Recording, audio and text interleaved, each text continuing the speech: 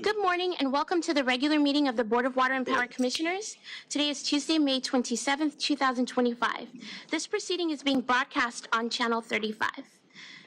The exact broadcast times can be found by contacting Channel 35. Board of Water and Power Commissioners, please say present for roll call. Commissioner NURIT KATZ. President Richard KATZ. Present. Commissioner LEHRER. Present. Vice President MCGRAW. Present. Commissioner PINDER. Present. 4 board members, a quorum is present. Mr. President. Thank you. I want to welcome everybody to this meeting of the DWP Board of Commissioners. We've got a pretty full agenda today, so we will start. Where do you want to start? Anything in particular? Just, Public comment? no. No, do you have public comment? I don't have any public commenters. Public comment. The public is quiet. Okay.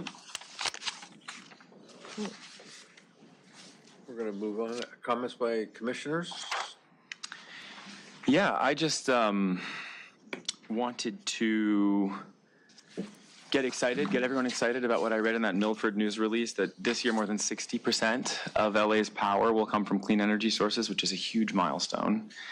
I know as we're about to get our LA 100 presentation today, all the work that the power side has been doing in collaboration with Joint to move us along the spectrum toward 100% clean energy, and hitting this 60% milestone this year is a really big deal, right on time.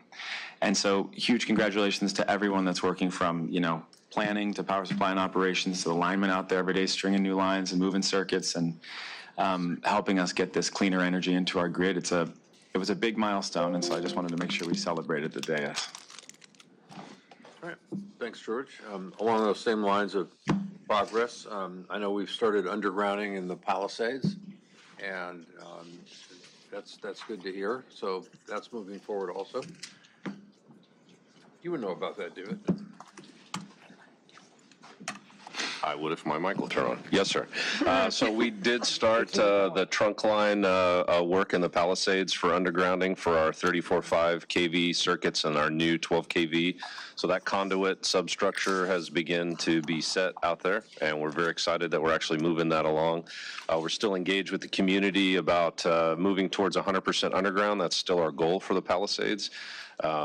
And we are going to be meeting with the Team Palisades group this evening to further talk about that.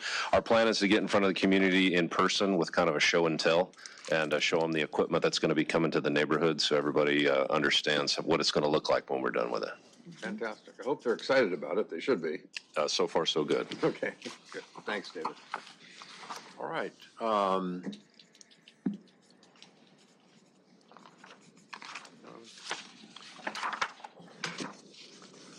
Can we take item E? Yeah, that's what I was just going to ask. You're F. Absolutely. I need a red. pen, by the way. Yes, one moment. We have a special presentation for, is Lourdes here? Lourdes, come on down, as they say on that TV show, right? What are you doing?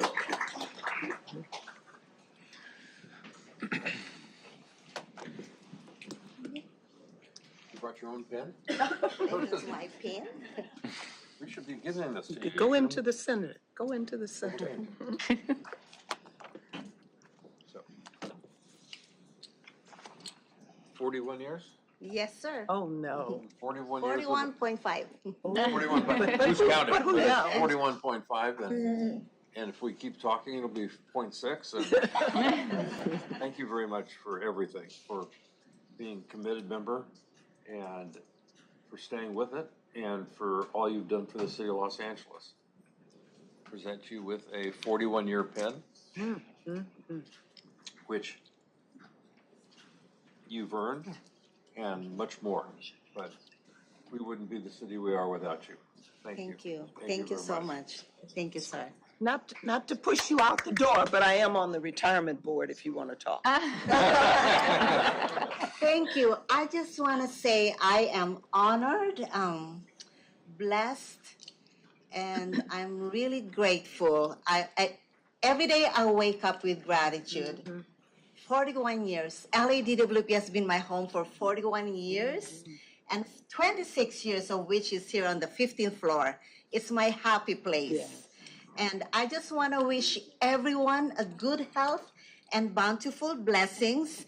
And to my colleagues, the utility executive secretaries who are listening, you are so lucky you're working for DWP. Continue to be a take charge assistant, but do it with kindness and compassion. And be a team player, and don't forget to respond to emails in a timely manner. Don't let a day go by without responding to emails. And I wish you all, and may you all reach and accomplish your goals. And thank you again. I'm really grateful. Thank you so much. You are wonderful. You are wonderful.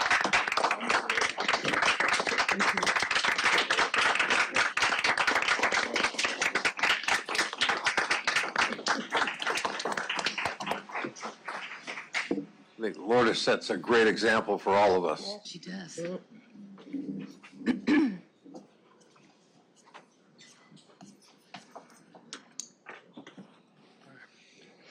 Hey, Hi. Janice, you're up. Oh, good morning. Let me see. Okay. Good morning. Let me start by talking a bit about the Lineman's Rodeo, and then I'll pass it over to Dave to talk about the event. But on May 17, we partnered with IBW Local 18 to host the annual DWP Lineman's Rodeo competition.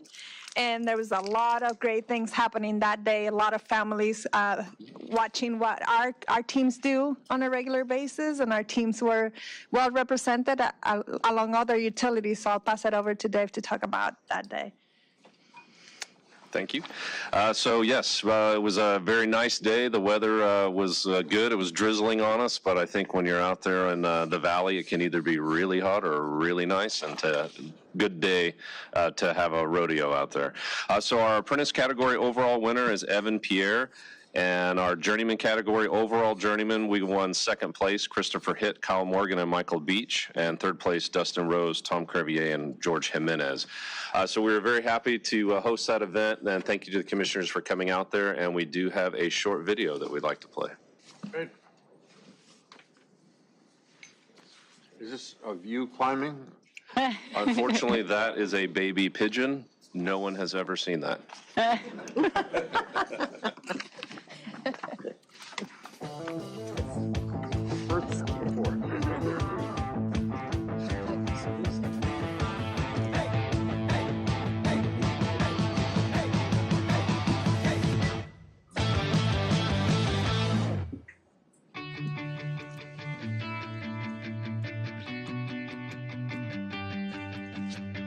This is one of my favorite events of the year.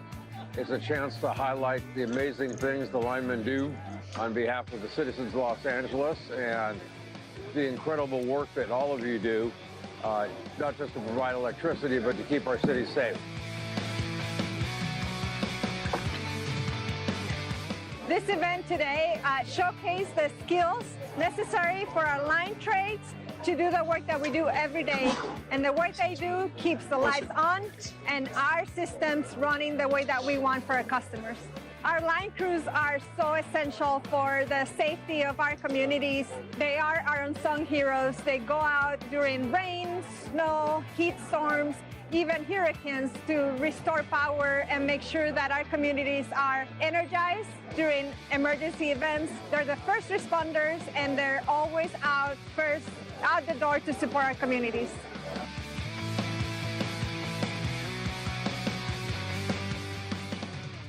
So we're here today to celebrate the excellence of the line series, our electrical line workers. They do an amazing job in the rain, in the sun, in the dark, in the daylight. We take a day like this to celebrate their skills so we can show them off for the families. It's a great event. We've got our partners in labor from IBW Local 18 and all the vendors out here to watch what these guys can do, and they're showing off for us today. What this event provides is the opportunity for linemen from all across the state And some from outside the state, they come in here and they show their talents and compete against some of the best linemen here in LA.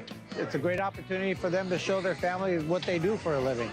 For us, it's a very exciting opportunity to be out here and provide breakfast for the volunteers first thing in the morning, and it's a fun time for everybody. My name is George Alejandro Jimenez III, and I'm a future lineman.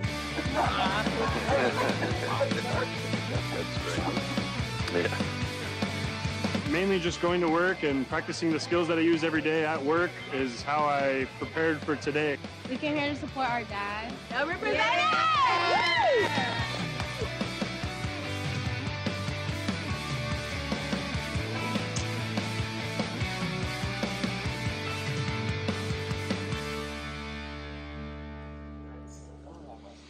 So as you can see, it's a great event. One of the best things about it is the family atmosphere for all the kids to come out and take a look at what mom and dad do for a living. It's pretty exciting. And they've got a lot of activities out there for the kids, and it's something we really look forward to every year. So thank you. Yeah, we open it to the community. It's a great recruiting event as well. So every time we can showcase what we do, it's a great opportunity for us to involve our communities on our trades and our jobs here in the department. So. Great day. The next item will be, we got a couple of weeks ago, we have reports of water quality smell issues in San Fernando Valley, and I'm going to pass it up to Anselmo. I remember this happening last year as well, and it happens when the sun starts shining and it starts getting warm. But Anselmo, you want to talk about the algae bloom and the issues there? Sure. So as you know, every year when it starts getting warmer, you have the potential for algae formation, algae bloom. In the Eastern Sierra, we have several reservoirs that are open. Specifically in this case, we were able to pinpoint it to our Tinamaha Reservoir, which is a reservoir that is quite shallow. It's what we call a reservoir for regulatory purposes. We use it to regulate the flow coming down the aqueduct. It's not really about storage. Because it is not very deep, and right now the amount of water in the reservoir is quite limited, the formation of algae is a lot more likely. So that was manifested by us getting, a few weeks ago, some phone calls about odor. We've made some system adjustments, and we saw the odor issue dissipate. But this does happen, unfortunately, on a yearly basis, and we try to manage it as best as we can. In this particular case, it was a reservoir that was low, and it is already a shallow reservoir, so that just made it a lot easier for the algae to form. We were able to, in addition to increasing the use of ozone in our filtration plant, which is something that can mitigate for odor, we also blended the water a little more with water from Metropolitan Water District that we purchased. And at this point, the calls have gone away, and we're not detecting the same odor issues that we're having as a result of the algae formation. May I ask a question? Since we know, excuse me, since we know this will occur, is there any way ever to get ahead of it, to pre-treat, to pre-fill? When it comes to pre-treating, the reservoirs along the Owens Valley are what we call raw water reservoirs, so we do not necessarily treat them. When it comes to algae, it has to just be the right conditions between the sunlight and the temperature and the volume of water. Typically, this time of the year, we're moving a lot of water out because the runoff season starts. So most of the time, you're trying to move as much water as possible. Certain times what happens is, depending on operational needs, you may have a reservoir that's a little lower. In this case, it was Tinamaha. But we do try our best to anticipate it. You can also be doing water quality testing so that you can start kind of seeing the formation of this particular issue and try to mitigate it that way. But unfortunately, it happens really quickly too, by the way, Commissioner. Thank you. Yeah. All right, I appreciate that. Sure. And some of the Mono Lake fire is not out, but it's contained? Yeah, the Mono Lake fire is not completely out. My understanding, it is mainly contained at this point. It was, I'm trying to recall, it was around 1,000 acres, I think it was. It's 750, somewhere in that area now. Yeah, somewhere in that area. So it's not fully contained, but is under control at this point, yes. Okay, great. And perfect segue, because we're going to talk about the Mono Basin Annual Operating Plan, which was released on May 16, establishing 16,000 acre-feet of water, which is significantly lower than what we're allowed to take out of the Mono Lake. And some of you want to add more about this. This is a very dynamic process because we got to look at our supply and our demand, and the plan is out. Yes, so every year we are required to put an annual operations plan for the Mono Lake, or the Mono Basin area. As you know, the amount of water that we are allowed to export from the Mono Basin is based on the elevation of Mono Lake. Based on the runoff that we got and the precipitation that we got during the winter, the elevation of Mono Lake is at a point that we are able to export a maximum of 16,000 acre-feet of water. Just for everybody else's benefit that may not be familiar, we don't take water out of Mono Lake. We divert the water before it gets to Mono Lake. But the Mono Lake elevation is what triggers the amount of water that the city of LA is allowed to export. The most that we can export is 16,000 acre-feet. However, when we are operating the system, we look at a variety of factors, and we may choose to export less depending on what's going on from a water supply perspective and a demand perspective as well. So the 16,000 is a maximum. I would say since D1631 was enacted, we average around 12,000 acre-feet that we export. So we don't export always a maximum. So my staff in the Owens Valley will be evaluating the conditions, and they might make adjustments there. But the annual operations plan does call for a maximum of 16,000 acre-feet to be exported. And by the way, the elevation of Mono Lake, and I don't have that number off the top of my head, but that elevation was almost exactly what it was last year. So everything that we've been doing is maintaining that elevation of Mono Lake, and that is as a result, I believe, of the activities that we take place over there to make sure that we manage the elevation of the lake. The water board decision, though, wanted to grow the height of the lake? Yeah, so D1631, when it was enacted, and this is back in 1994, the goal was really to see the lake go up in elevation. However, when the D1631 was enacted, I don't think that climate change was one of the factors that was taken into consideration. We have seen some significant changes in the climate that also impact the elevation of Mono Lake. So even though we're maintaining it, it is not growing as initially was anticipated based on models that were ran at that time. We continue to run models to make adjustments, not only us, but all the parties that are part of the D1631 decision. That includes the Mono Lake Committee, Cal Trout, and Fish and Wildlife as well. As a matter of fact, the state board engaged with UCLA to build a new model, a model that actually is taking into consideration climate change.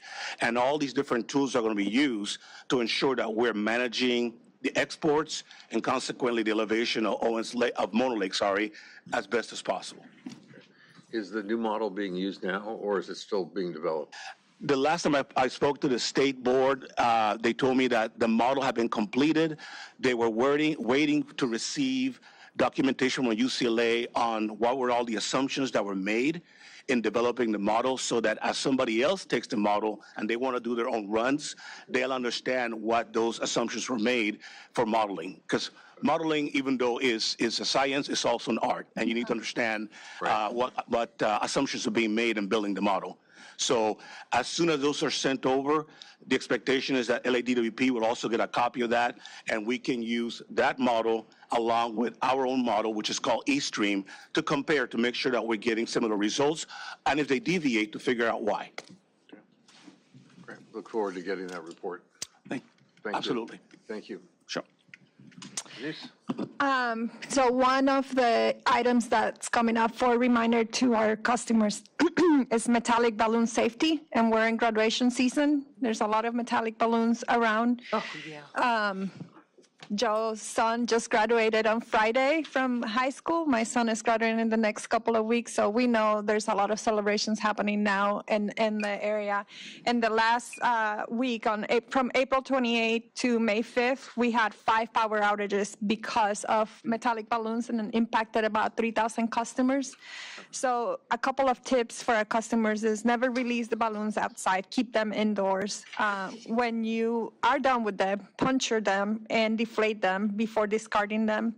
Do not attach metallic ribbons to the metallic balloons, and ensure the balloons are tied to something or attached to a weight so that they don't fly away. This is a recurring issue in the industry, happens a lot, and I know there was a lot of movement to try to eradicate metallic balloons, but they still are showing up in our systems, and it impacts the performance of our reliability. And lastly, we're going to participate on the upcoming Pride Parade in June 8th. Commissioner MCGRAW will be there with us. I'll be there. Some of our executive leadership team will be there. But it's a big support to our ERG here in the department, and something that we're proud to support. So that's all. Do we add any type of public messaging as it relates to these balloons? I remember when there was a peak of that, and it seems like it was years ago, that whatever I saw would remind me, but I don't remember if it was on TV or what. But do we do any public type of announcements? Joe, you want to? Sure. Yes, we do. We've been promoting and paid advertising on social media with the dangers of metallic balloons and safety tips. Also a press release and including it in our customer newsletters. And I just take a moment to tell people there are fantastic options out there that are non-metallic, that are large balloons, that have no metal in them whatsoever, and they're safe and they're beautiful and they have great designs on them. So please, for consumers and customers, do your neighbors a favor and yourself and buy those non-metallic balloons, because they could save a power outage and save a party. Yeah, or if I may chime in, balloons in general, helium balloons do have a tendency to wander and can cause a lot of problems, in addition to problems with our utilities, a lot of pollution issues, and end up in the ocean or places where we don't want them. So there are a lot of good alternatives to balloons in general. We shared the DWP message at the university that I work for, and I would be happy also to reach out to colleagues in Southern California universities and try to get that message through the graduation kind of channels and the message out to students and families. So for any university colleagues, tuned in, please share that message as well. There are a lot of good kind of celebration alternatives that are non-balloon for sure. Also just wanted to comment on the Lineman's Rodeo. That was truly a fantastic event. I agree with Richard on camera there in terms of it being one of the favorite events of the year. But in particular, it's really inspiring to see the families come out and to meet multi-generational, families where multiple parent and child are either already employed at DWP or dreaming of it, like the kid in the video. So it was really an inspiring day, and I truly appreciate the service of all of our linemen, line workers, and everything that they do for the organization. So thank you for that. And then I'll also be joining you and Commissioner MCGRAW for the Pride Parade, and really looking forward to that. So happy almost Pride Month, everyone. Thank you. I was going to just add on to I'm sorry, go ahead. I wanted to add on to the message, the DWP message. I think we should ask the school district and the community colleges also, because I know a lot of the school district is not participating in a meaningful way on many of these issues. So be an easy one to just get the message out there. Never mind plant trees, God forbid, okay? So that's another story. But yes, I can think of many parents and, very active climate action parents in the school district that would really appreciate to know the facts. Yeah, Mylar can be quite a problem when Metro, when Metro opened the Expo line, they had a train going down towards SC, going through a whole series of balloons, including the Mylar ones. and one of the Mylar ones got sucked into the intake on the engine and shut down the train. Was not pretty. Very embarrassing. So those things, they're fun and all that, but they're also dangerous. So, and I'll also add my son to the graduation list on Friday. Yes, So, Yeah. Without balloons, I'm sure. Without balloons, right? but without balloons, yes, without balloons. Golf balls and golf clubs, but no. But so congratulations to all the young people who are graduating, but mostly to the parents who made it through. Congratulations to everybody. Barely. So far. Yeah. Okay, Janice Moore? That's it for now. All right, thank you. All right, so we have a, Richard, excuse me, do you want to bring up the Conservation Corps event, which is very inspiring? The Conservation Corps had their event. There must have been 300-400 people there at the LA State Historic Park, and they do wonderful work with young people, sort of enlightening them to the career paths, and sort of teaching them also how to be community leaders. And so it's an organization that's been around for 25 years probably at this point, or more. Longer. And it's a very effective group. So I thought it was extremely well attended. it was nice listening to the Corps members who have worked through the program and graduating and become leaders. Becoming leaders and doing amazing things in the community. So we're very proud, both of the State Corps and the LA Conservation Corps. Correct. Yes. Okay. All right. What I'd like to do before we start go into some presentations, I'm going to hold off on the vote, the block vote. Okay. But what I would like to do is take up N4. Okay. Because WILMA is conflicted on that, and we can then take all of the rest up. That'll be very helpful. Thank you. Yep, thank you. So N4 is before us. Motion to approve N4. I have a motion and a second on N4. An agreement with Accenture. Without objection, all members present. Motion adopted. I'm sorry. Motion adopted. Thank you.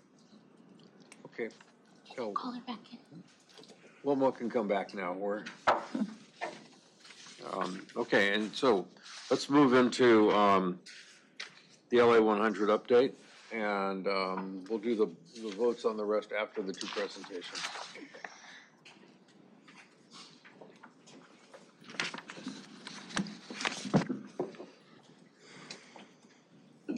Adi, welcome.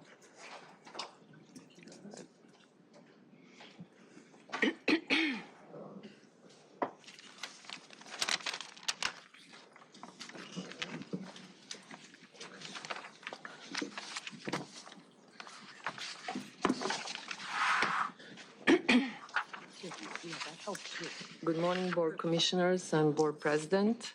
My name is Nermina Rucic O'Neill, and I'm Director of Power System Planning. And I'm here with my colleague Arash Saidi, who is a Manager of Distributed Resources Development and Programs. And we are here to present to you a progress on our LA 100 plan. Great. For today's agenda, we'll go over a background of LA 100 plan as a reminder that LADWP's role of longstanding leader in power system planning and sustainability power system transformation. We'll go over briefly some policies, state and local, that are the main drivers for carbon-free energy transformation, and just briefly touch base on LA 100 study. More importantly, we will provide you information on the progress of our clean energy projects, transmission build-outs, importance of our in-basin generation reliability, distribution system upgrades, distributed energy solutions, and toward the end of our presentation, we will go over some risks that we need to assess, as well as next steps. So I apologize for a very busy slide, but we have tried to condense extraordinary efforts and investments LADWP has made over the last 2 decades in transforming our energy system. It is not an accident that LADWP has been, over the last 2 decades, transforming our energy system and has been long-standing leader in integrated and strategic power system planning. Starting in 2000, with energy portfolio of over 95% fossil fuel, out of that 52% 50% of being coal and zero renewable energy. Today, actually this year, we will meet 0% coal and almost 2/3 carbon-free energy that Commissioner McGraw just mentioned earlier. This demonstrates our commitment to sustainability with strategically managing reliable and affordable power for our customers. While traditionally integrated resource planning focuses on generation resources investment, we have transformed our process to be more holistic and comprehensive to entail all 3 systems, to also include sophisticated forecasting and modeling, and have invested resources and time to conduct unprecedented studies such as LA100 by the DOE NREL and LA100 equity strategies. Our leadership in power system planning includes not only focus on reliability and resiliency, but focus on modernizing, expanding our 3 systems and infrastructure, lay ground for renewable energy integration. We are adapting constantly to ever-changing and more stringent renewable energy, regulatory landscape, and continuing to assess risks and mitigating measure, undertaking major digital transformation and technology evaluation, and very importantly, continuing meaningful conversation with our customers, because everything we do here is to benefit our 1.6 million customers. Now I'll briefly go over policies that play critical role in driving decarbonization goals. By 2018, State of California Senate Bill SB 100 required all electric utilities within the state to be carbon-free by 2045 by retail sales, which means that megawatt hours served to customers need to be carbon-free while retaining some natural gas generation beyond 2045 for resiliency. Locally here, our goals are even more ambitious. Our City Council issued a request to LADWP to hire Department of Energy National Renewable Energy Laboratory and conduct a study to understand when and how LA can reach 100% clean energy goal. The study has found that it's possible technically to achieve it as soon as 2035. Following the study, LA City Council issued motion to DWP to develop the plan that just do that, but in the most reliable, affordable, and sustainable way. That's how SLTRP, which is Strategic Long-Term Plan, in 2022 was developed, presented to board, adopted by July of 2023, and we are now underway finalizing our 2024 LA100 plan. Modeling has been completed. Public outreach is scheduled in June of 2025, and our final report will be finished this summer. As I mentioned earlier, LA100 is foundation of LADWP's LA100 plan.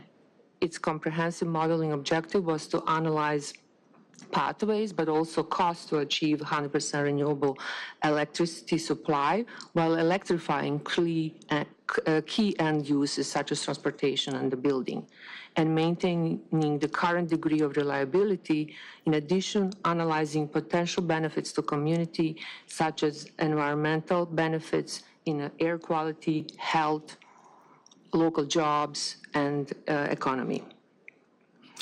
To be mindful of the time, we do not have opportunity to go in a detail of LA100 study, but would like to point out that study was completed over 2 years. It was very complex with millions of supercomputing iterations for various inputs and risk assessments.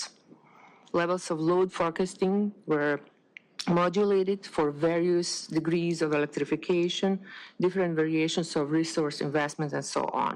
It boiled down to 4 main scenarios, 3 of which can achieve renewable energy by 2045. That's state reference goal of SP 100, transmission focus and limited new transmission scenario, and also 4th scenario of early no biofuel that achieves 100% clean energy by 2035. The latter was adopted by City Council and as a recommended pathway. Very importantly, the process has not been done in isolation just by DWP and NREL, but study was completed with high level of stakeholder engagement.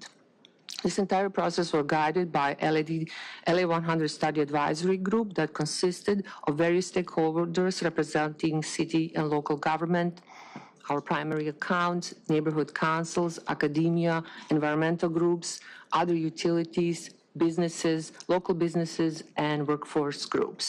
The role of advisory group was to provide a strong leadership and strategic direction.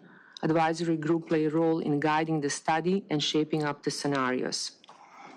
This extensive process indicates our commitment to transparency, and it continues to this date. Through all of our iteration of LA 100 plan, even the one we just recently completed in 2024, we engage with our advisory groups, now consisting with over 100 members.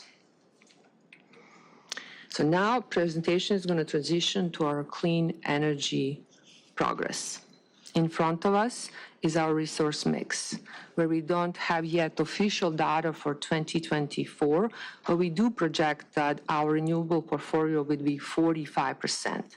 This shows that in the past decade, we have more than doubled our renewable portfolio, and while in 2015 we were 62% coal and natural gas, we expect by the end of this year, like I mentioned earlier, to be over 66% free energy, carbon-free energy mix.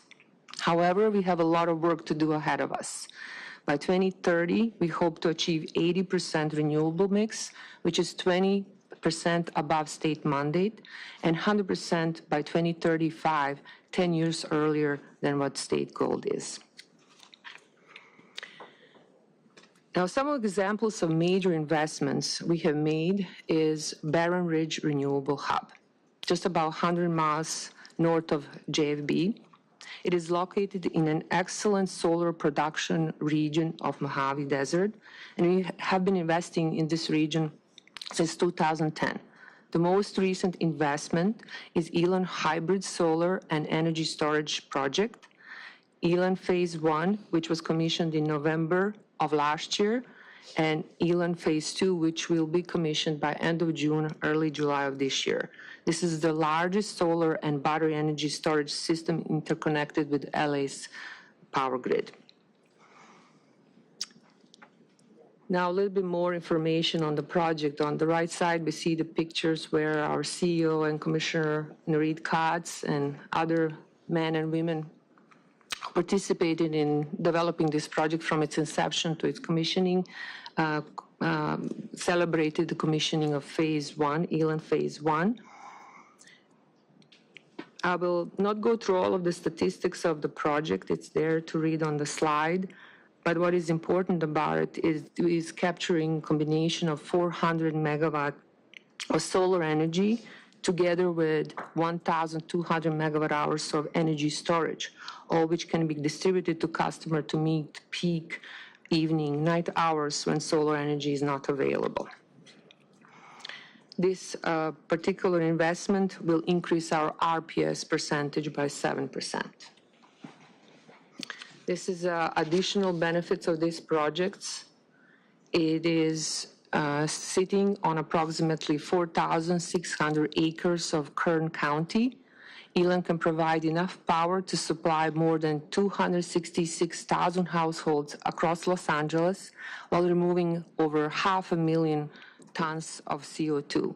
This project is monumental for LADWP and LA, providing sustainable, clean, and reliable energy while also driving new jobs, revenues, and economic activity in the region. Another example of DWP taking a role in a leadership role in clean energy is Intermountain Power Green Hydrogen and Renewable Hub, which is located in Delta, Utah, where DWP is in a partnership with other utilities, is unlocking clean energy potential by divesting from coal and investing in renewable clean energy. We are currently in the process of commissioning our 2 units, IPP Renew project, that are capable of running on 30% green hydrogen, 70% natural gas, with a goal of 100% hydrogen generation by 2035. In addition, Southern Transmission System that runs from Delta, Utah to Los Angeles is uniquely positioned to bring an import of thousands of megawatts of clean energy from that region, including hydro from the north, wind, solar, and geothermal. In addition to Eland, we have recently negotiated another 300 megawatt solar project in partnership with the Glendale and Burbank. And this project is called Milford Power Purchase Agreement, which board approved just last board meeting, and it's now awaiting City Council approval. It is located in the IPP Renewable Hub, and it's expected to be in service by December of 2026. We also are in negotiation for 2 additional solar projects in IPP Renewable Hub. Together, these 3 projects will bring additional 10% to our RRPS portfolio. However, in order to meet 80% renewable by 2030, we will need 8 additional PPA projects. Some of the considerations to take in account is difficulties and uncertainties related to supply chain, pricing, and tariffs, competition for the same resources among other utilities, and a needed additional transmission capacity. This brings me to a next update, which is transmission build-outs.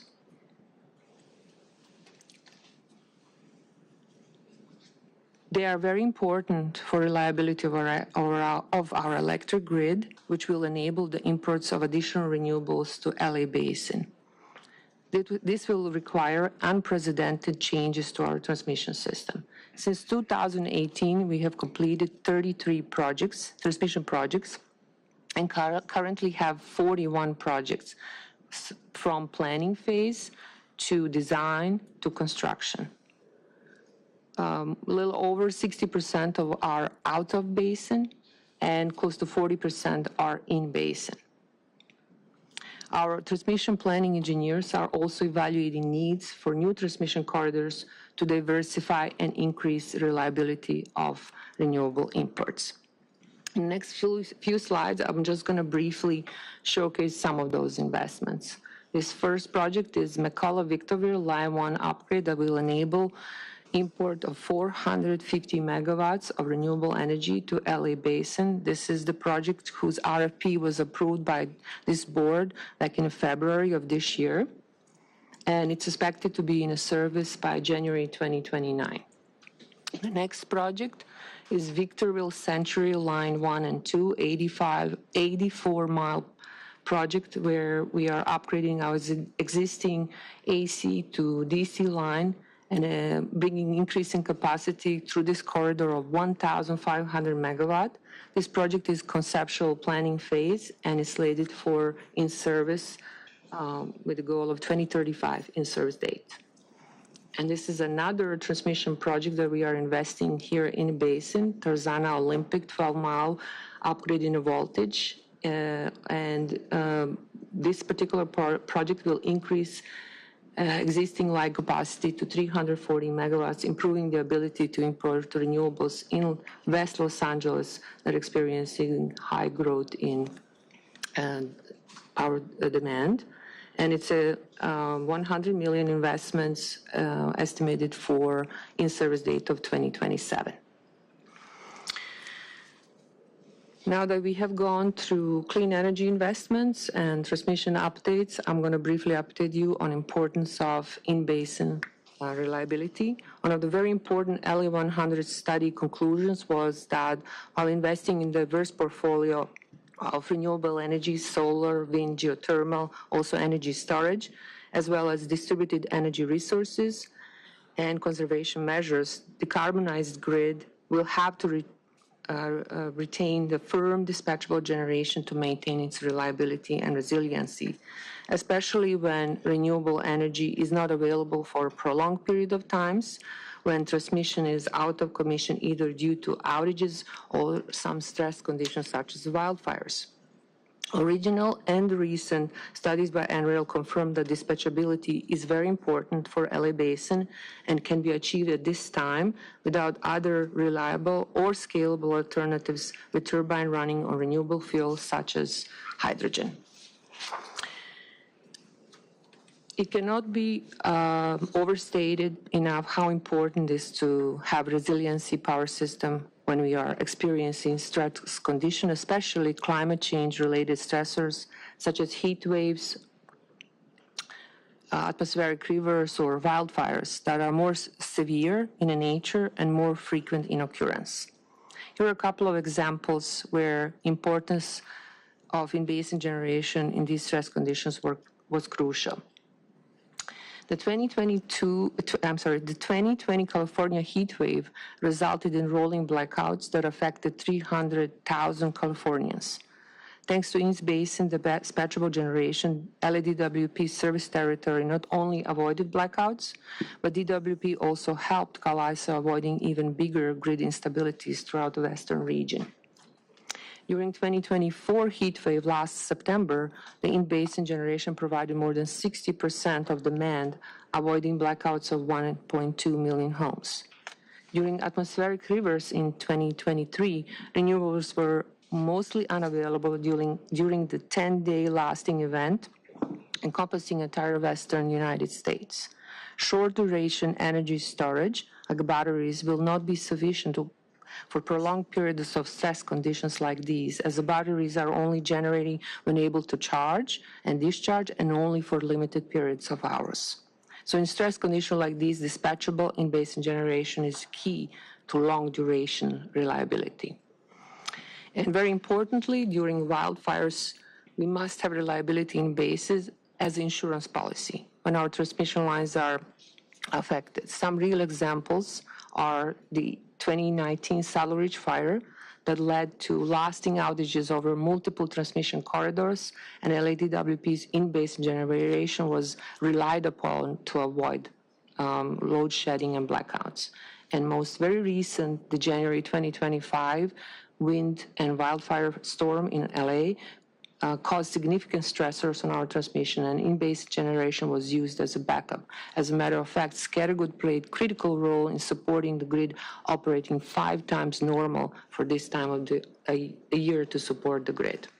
And this is just briefly illustration of that Saddle Ridge fire in 2019, where our 3 major corridors were affected and cut out due to prolonged 22-hour wildfire situation, and our in-basin generating station maintained that reliability and resiliency. So in-basin capacity must be retained to even in decarbonized future power grid.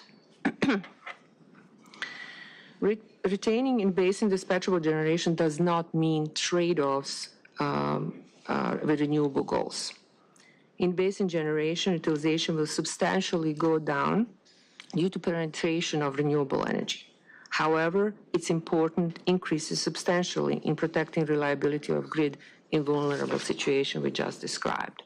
Furthermore, retaining reliability of decarbonized grid is especially important for support of broader goal of economic-wide electrification.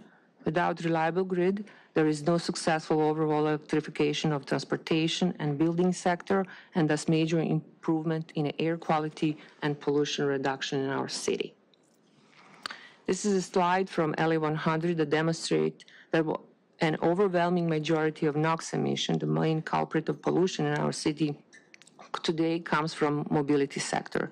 And this graph doesn't even include the single largest source of NOx emission, heavy-duty trucking.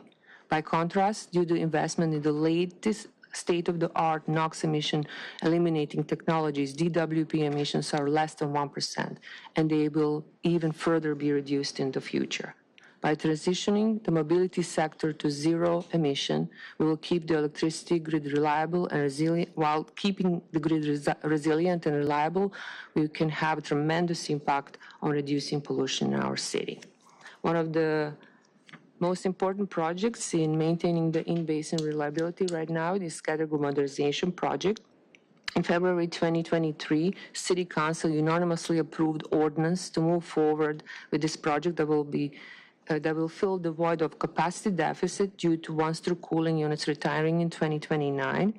This deficit is due to limitations of transmission system in Western LA that is capable of importing 640 megawatts, but 87 days in a year, the load is well over 1,000 megawatts. This project will be also insurance to resiliency of the system in stress condition like discussed earlier, especially in West LA that has transmission limitations, and very importantly, will fulfill locational regulatory resource adequacy for maintaining stability of the grid per requirement of our regulatory agencies. In addition to maintaining capacity, resiliency, reliability, and meeting regulatory requirements, the units will be equipped with new technology to safely transition to green hydrogen, at first capable of burning 30% hydrogen by volume, and then enabling phased approach transition to 100% renewable dispatchable generation, all while maintaining reliability.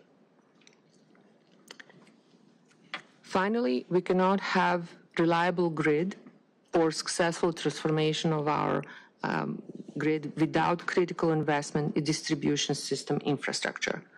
LEDWP is actively modernizing our distribution system, investing in power system reliability program, investing in substation and distribution lines, and supporting load growth of our city. One of the highlights of high-impact customer projects are supporting electrification of Port of LA, Los Angeles Port airports, and even our department, water department with the Pure Water LA project. We are also looking at technology modernization through distribution system automation and advanced metering infrastructure. Now I will pass to Arar Saidi to talk about distributed energy solutions progress. Let me ask one question before you move on. Just quickly, are we anticipating an increase, significant increase in data centers within our service territory? We are already forecasting. We do have customers who are approaching us, and we have a substantial request for data centers in Los Angeles. And how will that affect our power needs? We are planning strategically to develop distribution system that will be able to meet requirements of these data centers. And some of them are 80 and 100 megawatts in Right, that's what I was asking. So they're not small. it's a part of the planning. They're not small, and our distribution planners are developing the plans that would be able to enable such a big I was request. assumed, I guess incorrectly, that given the price of land in the city of LA, that would be prohibitive for data centers. Probably for larger data centers, they are normally in a rural area, the super computing big data centers, 80 to 100 megawatts is medium size, and there is also smaller size. So in Los Angeles, there's quite a need. I think we have 8 requests by now in this year for new data centers. Also, Do we have any operating right now? I'm sorry? Do we have any operating right now? I think we have 1. I'm sorry. 8. You said 8, yeah. I was just going to say, for the last, as you can see by the slides, for the last couple decades, we've really invested in our renewable portfolio, and we've kind of let the distribution system go by the wayside. It wasn't first and foremost on our minds as we embraced all the renewable technologies out of the basin. So now this last year we've shifted directions, and now we're prioritizing building new distribution stations, and what that speaks to is resiliency. So we will continue to embrace and meet our goal for clean energy, but we're not going to forget about keeping the lights on. I think to your point on the big data centers and the cost of land and cost of workforce, we won't see those requests of the gigawatts like AI, super AI data centers in these areas. We could see it in some of the areas where we have generation like Utah, right? Like where IPP is, we're starting to see more interest on those areas, but not here on the basin because you need that kind of level of not just the power, but the land and the workforce to manage that. And one thing Utah has is plenty of land around IPP. Yes. Yeah. Okay, thanks.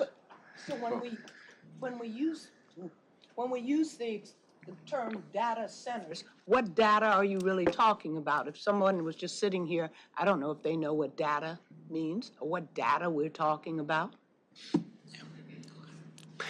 So data centers can come in various forms. What we're talking about in the AI race that we're all in right now, that's the large data centers that essentially manage swaths of data that process, do complex calculations, and then be able to put out these queries that people are using ChatGPT, Gemini, and all these other solutions out there.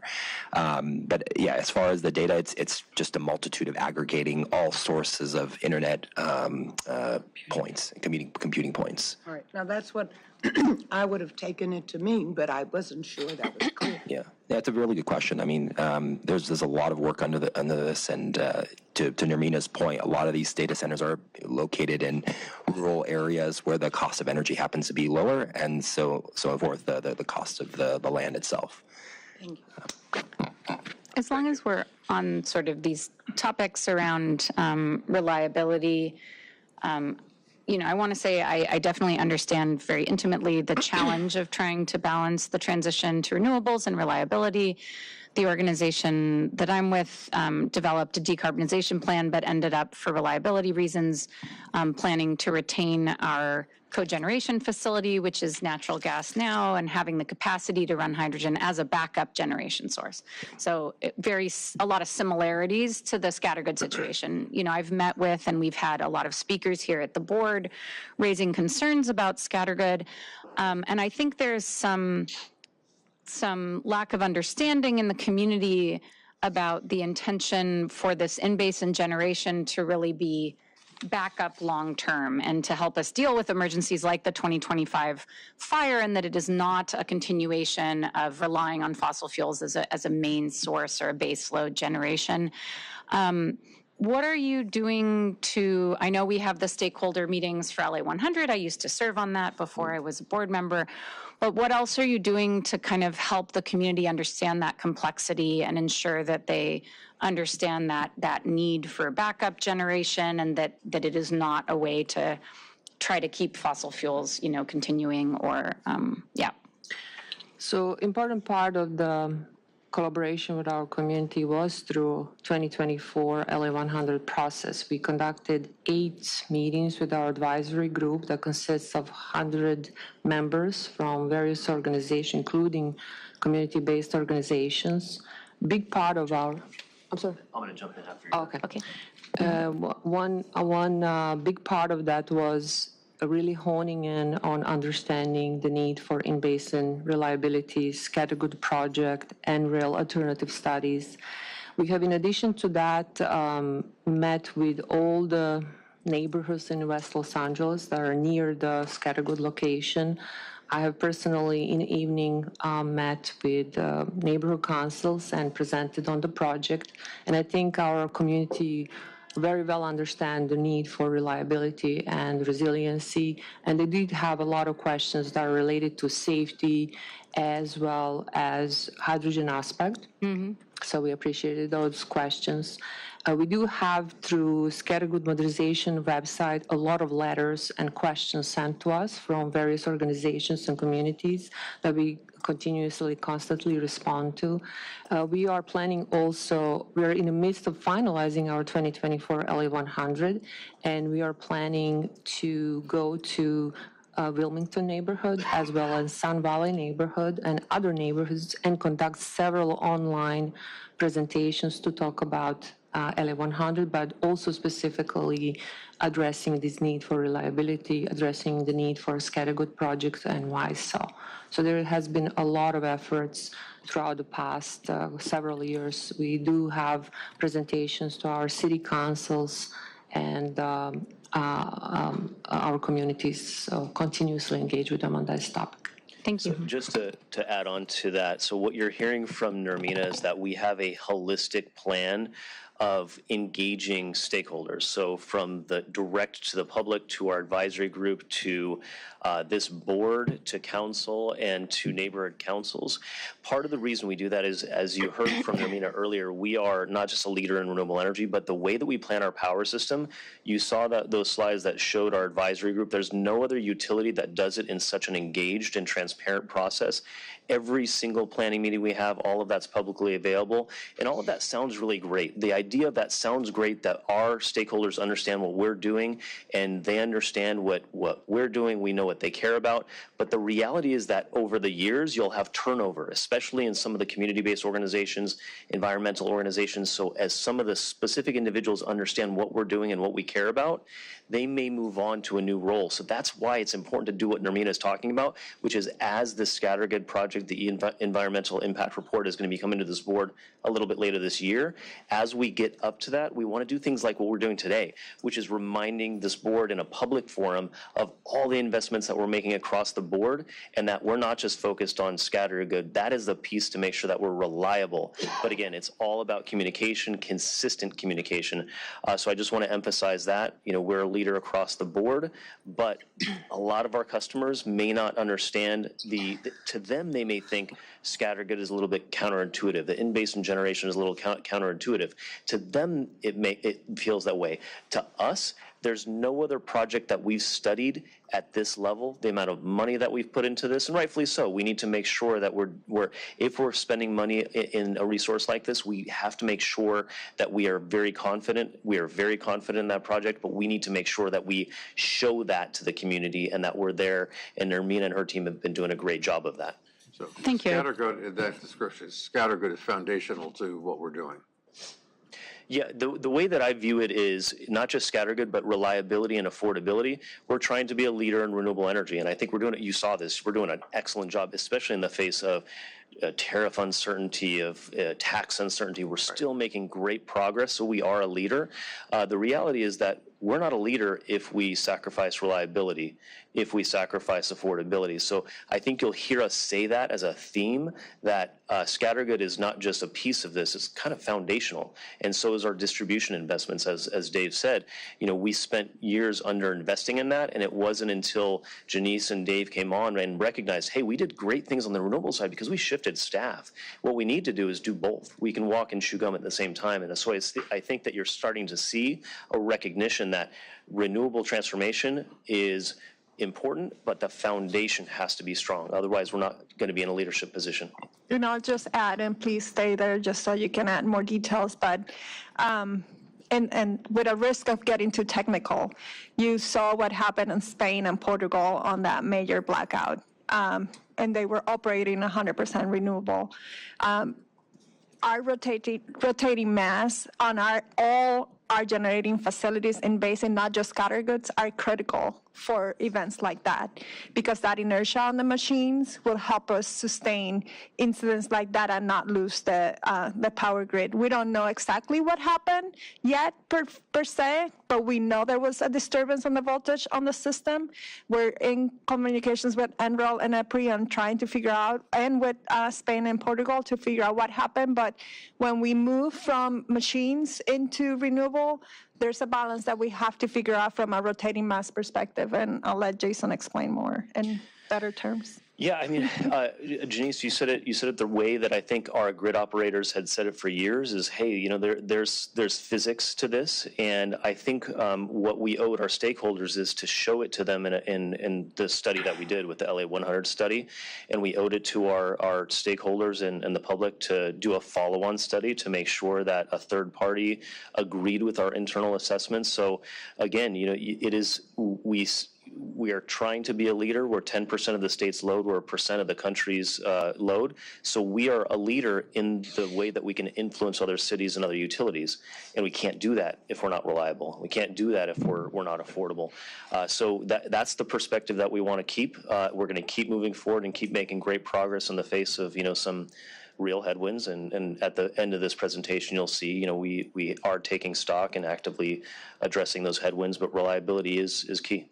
Thank you. Appreciate that. I understand the complexity of what we're facing, and I look forward to seeing the department's response to some of the DEIR comments and the continued community engagement to resolve community concerns. Thank you. I'll also mention here that since we don't have a ratepayer advocate in the room, I know that this was something he was constantly bringing up in these discussions too.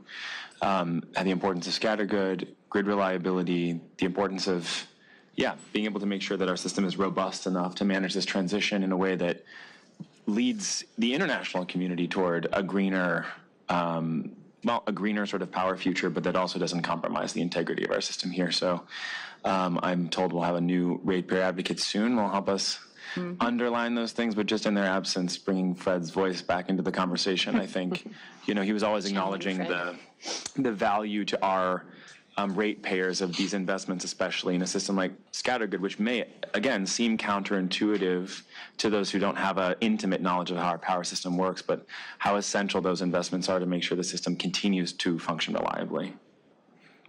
Thank you. Thank you very much. Okay, so as the slide is titled, LA has been a nationwide leader in energy efficiency on many fronts. So ACE, the American Council for Energy Efficient Economies, has ranked us number 4 in 2024. That was based on numerous metrics, but one of the things that really stood out was its ranking on equity-driven approach to designing, implementing, and evaluating low-income energy efficiency programs. And that was really exciting news to see that we're progressing and we have a lot more work we get to do. Now, we look at the last scorecard. LADWP was ranked the highest among all California utilities for energy efficiency spending based on a percentage of revenue. And that's compared to our IOU peers, who will go nameless for this meeting, but you get the impression. And so we're going to continue to spend more and more each year to make sure we can push and defer those costs associated with distribution upgrades and what have you. So what do we get for these investments? Los Angeles has achieved a 15% reduction of retail sales from 2010 to 2020. That's equivalent to about 3,100 gigawatt hours. So that's like removing about 200,000 cars off the road or powering about 800,000 homes. And that far exceeds the AB 2021 mandate, which was 10% reduction for POUs. So moving forward, the LA 100 savings plans, based on that graph on the right, you'll see is continuing to rise at the same pace, with an additional 3,400 gigawatt hours contemplated between now and 2035. And again, that's going to exceed the LA 100 study projections we foresaw. Next slide. So how do we do this, right? That's through programs that we've developed over the past decade, over 24 to tout, that have essentially focused on electrification and energy efficiency for our customers. So this portfolio aims to serve all customers at different points and stages of their businesses and homes by bringing these cost-effective offerings to scale to reduce their utility bills and keep energy affordable. So 2 programs I want to note are the Comprehensive Affordable Multifamily Retrofit Program, long title, but it's called CAMR for short, and this equitably targets our affordable housing electrification efforts. So essentially incentives are provided to folks that upgrade their facilities. And then HYPE, another exciting program, is a direct install program. Homeowners can sign up for this program and be able to get energy efficiency upgrades as well as home weatherizations, and again, free of charge. We come out there, we do this, we assess their home and make these adjustments for them. Now, beyond providing customer as a service, these programs actually help aggregate and avoid that costly grid infrastructure that we talked about in previous slides, ultimately reducing the overall energy burden on our customers. So in the next slide, we're going to talk about the DER and demand response customer programs. So here at DWP, we've taken a portfolio approach to serving our customers' desires to self-generate or to store energy. So there's no silver bullet, as you can see, that's going to solve every single problem. But we instead provide a suite of offerings, whether it's DERs like solar, energy storage, vehicle to grid, Alternatively, demand response, where we ask customers to either shift their energy or reduce their energy during key peak hours of the year. So Los Angeles is home to over 820 megawatts of total solar capacity. That's through our net metering program, feed-in tariff, utility-built solar, and our solar rooftops program. And for that, we've retained that title as the #1 solar city in the nation for 7 of the past 8 years. And that's through local solar investments, demand response, distributed energy resource programs. We're going to continue to deliver hundreds of megawatts of that clean energy in basin while expanding the equity-focused initiatives this board has set forth for us. One program to highlight is the feed-in tariff program. We continue to compensate our customers to inject energy back into the grid from a renewable generator. This is exciting for a number of reasons. We've got 113 megawatts installed today, but in addition to that, we went a step further and said, how do we get carport and canopy incentives built in the ground? And so we were able to tap into non-ratepayer funds through the actions by this board to be able to come back and say, we're able to give back $16 million to low-income communities to actually install not only carport infrastructure, but also the EV infrastructure, so it works hand in hand. And so the LE100 plan is our roadmap that's going to continue to push the leadership on this, ensuring that carbon-free future is reliable, affordable, and equitable for all communities. And the last slide here is what we're doing going forward. And here's that overview. We're going to talk about in-progress RFPs focused on expanding DER and demand response capabilities.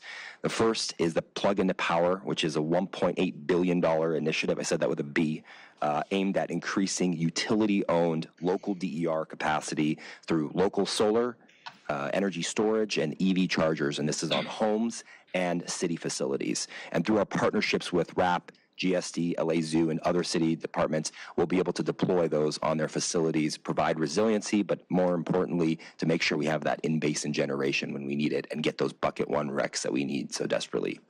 Second piece is the demand response program. We're going to spend close to about $200 million focused on expanding and enhancing our demand side management programs. So the objective here is to get equitable access to DR programs, reduce that peak demand so we're not purchasing expensive energy during peak hours, and then strategically dispatch that demand response in order to achieve capacity goals and to support our grid operations. These significant RFPs represent a major strategic investment that will be instrumental in achieving our clean energy goals. And as with all investments and programs, risks are inevitable. And I'll pass it back to Nermina to share those assessments. Thank you. While we're passing it back and forth, I just thought I would let everyone know, to the relief of everybody I know on this commission, we have a ratepayer advocate that just got approved by the city council. Tim O'Connor was approved, and we will begin the onboarding process soon. David Rahavian is working on that, and I would anticipate him being at our next meeting. We look I'm forward to it. hoping. So, anyhow. And on the demand, side and distributed energy resources, I just want to emphasize how really critical this is. If we are going to make our supply goals, we do, need to continue to push on this, continue to push on in-basin generation.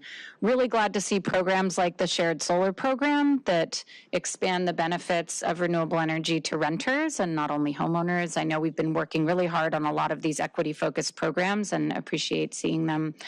I was also just curious if you had any quick update. If not, you can email me or, send something later on. I know we approved on this board a commercial pilot of vehicle to grid with some of the transit fleets, wondering how that's going, if you have any one-liner update to share, or if you could send me some more detailed info later. Yeah, we'd be glad to share further details, but just a one-liner on that is the program continues to be offered. We're working with major stakeholders like the largest school district or second largest school district in our service territory to expand their fleet in a manner that's vehicle to grid capable. They're very excited. They've identified about 4 different specific schoolyards that would be ideal locations to be the first pilots for their facilities. And then on top of that, we're working with the last mile delivery type trucks and also folks out in the port to be able to be off-takers of the program. Fantastic. And for anyone in our audience not familiar, vehicle to grid is essentially allows large buses, vehicles, et cetera, to serve as temporary storage for the grid during peak times. So not only would they charge their vehicle, but they would have the ability to put energy back into the grid and have a bidirectional. So very innovative. I think we might be. Are we the first utility doing that? To publish an export rate, yes. Excellent. There's another utility up in Northern California that was right on the cusp, but I think we beat them to it. So. Thanks. Great to see DWP leading on that. Thank you.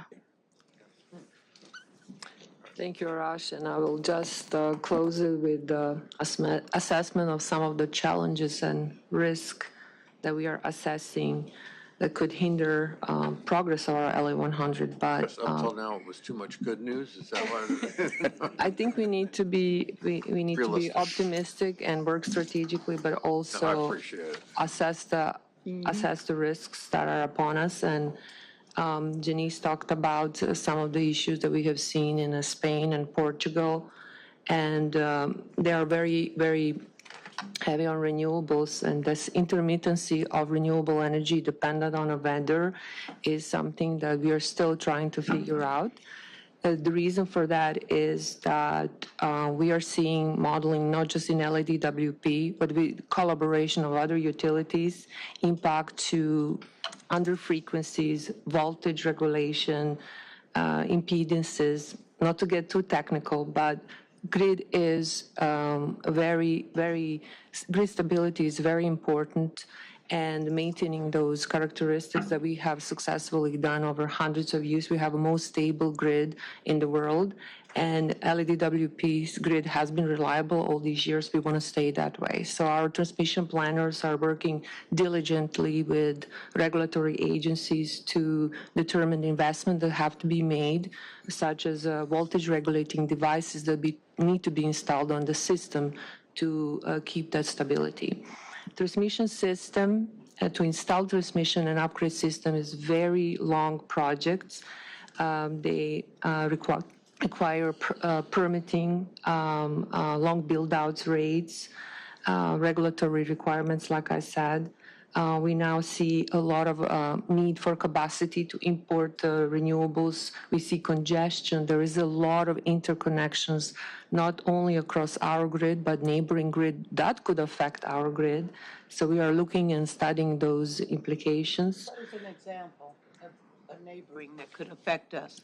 For example, if we have new generator that is connecting in Arizona's grid, because our grids are connected with Arizona's grid or maybe with Northern California grid, CAISO grid, there could be trickling effect that might affect us as well. So we all model how this new generation that's connecting on a power system affect the balancing authorities. We do these models to make sure, like I said, that all the voltages are... They're aware of it as well. I mean, it's a cooperative effort there. Nobody is just going off doing their thing at the detriment of anyone else. Yeah. And a lot of our resources are dedicated to those studies, system studies, facility studies. And like I said, there is a lot of interconnection all across the California and Western United States. So our queues are very high, and also number of interconnections are very, very high that affect our system. Like I talked about, distribution is challenged by limited real estate. I think you mentioned that. And we do need to build new substations. We have very long permitting processes also. Our distribution is aged, and we really need to invest in upgrading our distribution system to sustain this growth that we are seeing in Los Angeles. We do need to pace our investment with technology readiness, and that's very challenging because a lot of technologies are coming on the market, but maybe they not be completely mature. Balancing reliability, prioritization of deployment of these technology can help with cost effectiveness and future-ready solutions.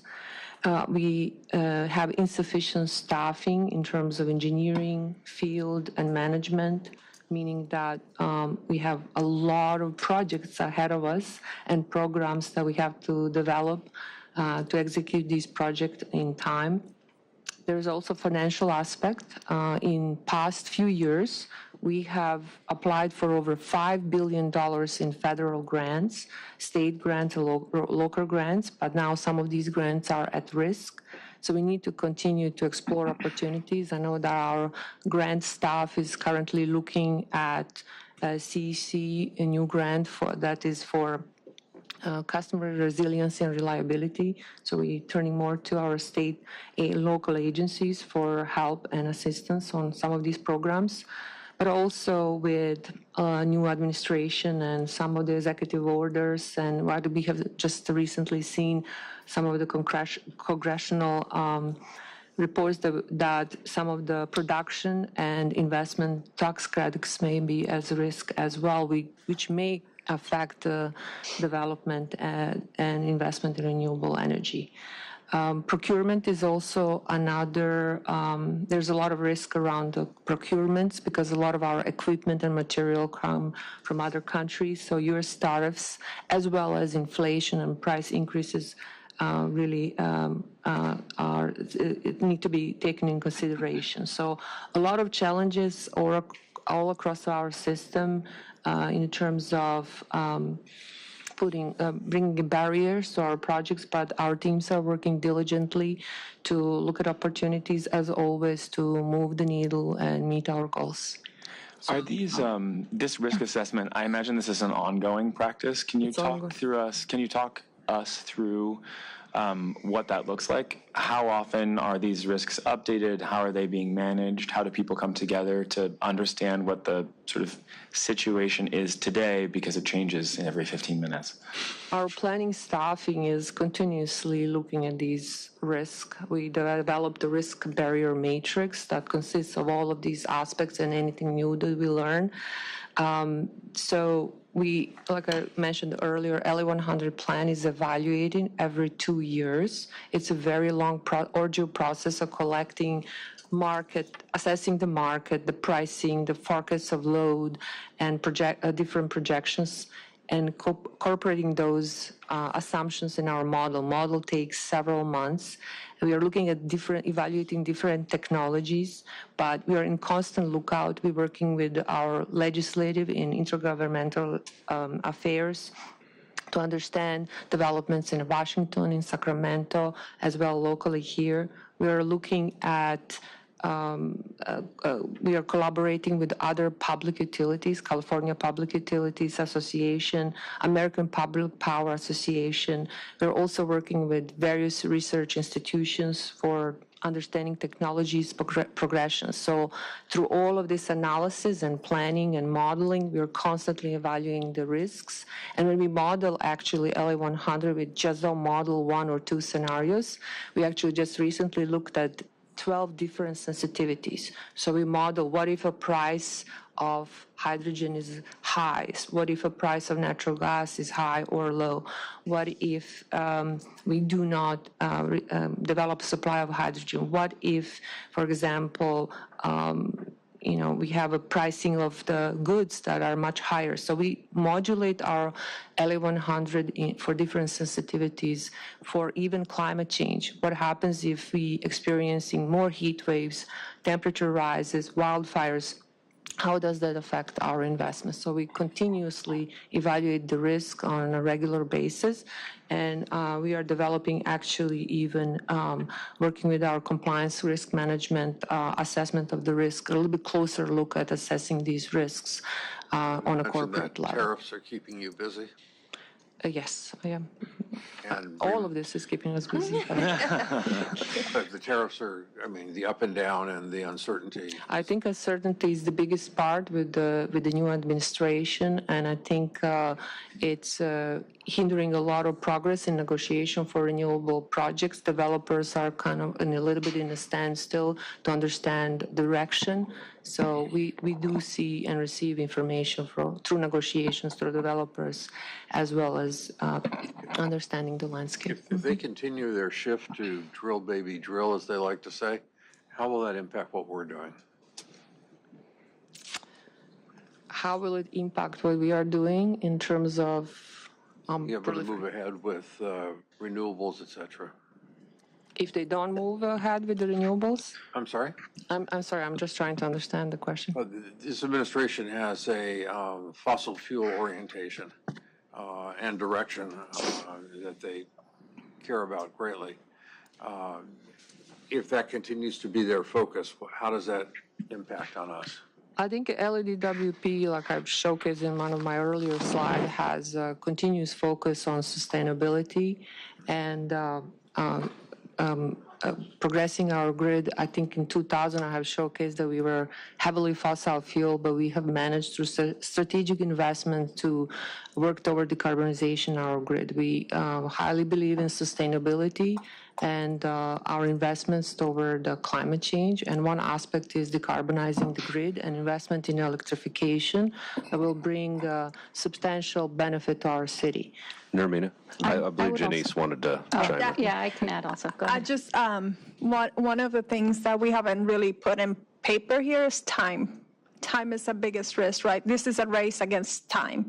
And when you look at all the risks that are here, every utility in California is facing this because we're trying to double the generation capacity in the next, to 2045, right? Texas, for example, is a big oil state. And the number of renewable projects that they're putting out versus gas fuel projects is exponentially bigger because of how fast they can actually execute renewable projects. So you're starting to see this in the federal government today asking that we don't change the narrative on renewables versus fuel. It's all about energy abundance. And the time to commit a project in the renewable space is half the time that creating a new fossil fuel generation facility. So I think the narrative on how we put the language out, that we're just trying to get more generation into it, and it's faster to do it through renewable solar plants and battery storage will help us in the long run. Yeah, and fundamentally, renewables are energy independence, right? They are American energy. So, if we want energy independence, renewables are a key part of that. I think the federal landscape is very challenging in terms of incentives and legislation, everything you've mentioned, but from everything I've seen, California remains strong, and we have, mandates to move forward regardless. And the world continues to move forward on all of these technologies with an understanding that they are increasingly efficient, increasingly affordable, and provide us a lot of important independence. So I'm glad to hear that we are continuing strong on that regard. That said, of all the risks here, I'm concerned about many, but certainly the staffing side. Will the updated 2024 plan include kind of human resource planning? And if not, is there an update that you could share or email to us in terms of progress on the human resource side of LA 100 planning and making sure that we're moving forward fast enough on the staffing? I know a lot of personnel processes can be challenging and the hiring is challenging, and I want to make sure we get where we need to go on that. I think our number one challenge in the power system is staffing. One of the things that we've not had is a clear priority list.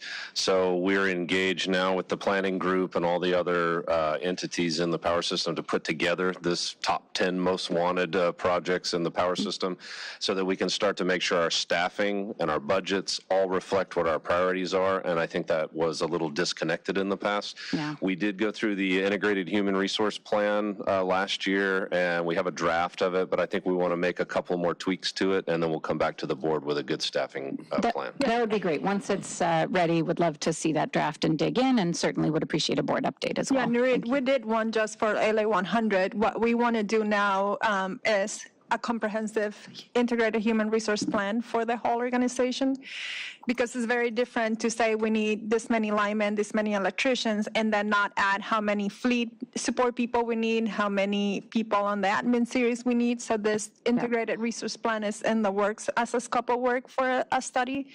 The other thing that we're doing that Tracy Pierce has been helping is working with our civil service counterpart to unlock some of the issues that we had in the past to get the list ready so that we can onboard people faster.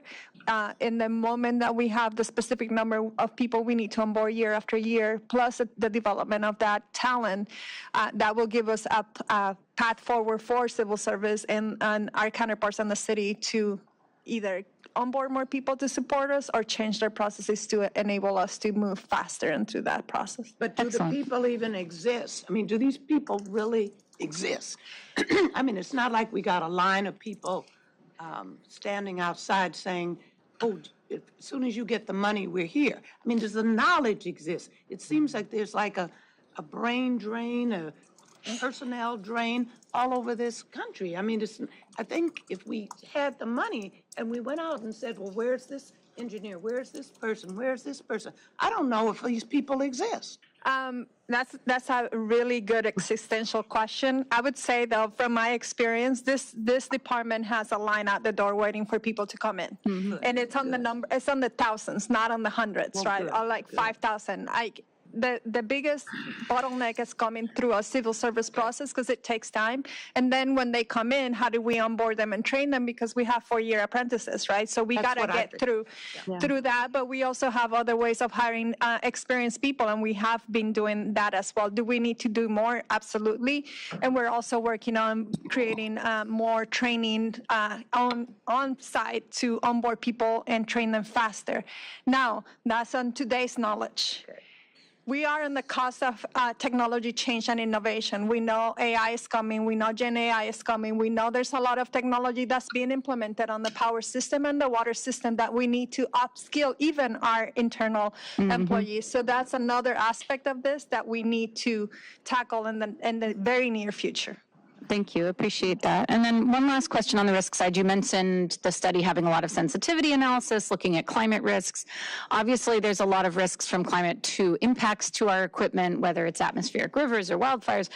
Are we really, do you think, digging in deep enough in terms of the impact on demand of increased heat? Do we really project what the impacts will be of everyone cranking their ACs as we face more heat? Are we really integrating that analysis? Yeah, this is the first time in 2024 that we start doing that. We are using a fifth climate report, and there is a lot of data on the climate change, how much temperature is going to rise.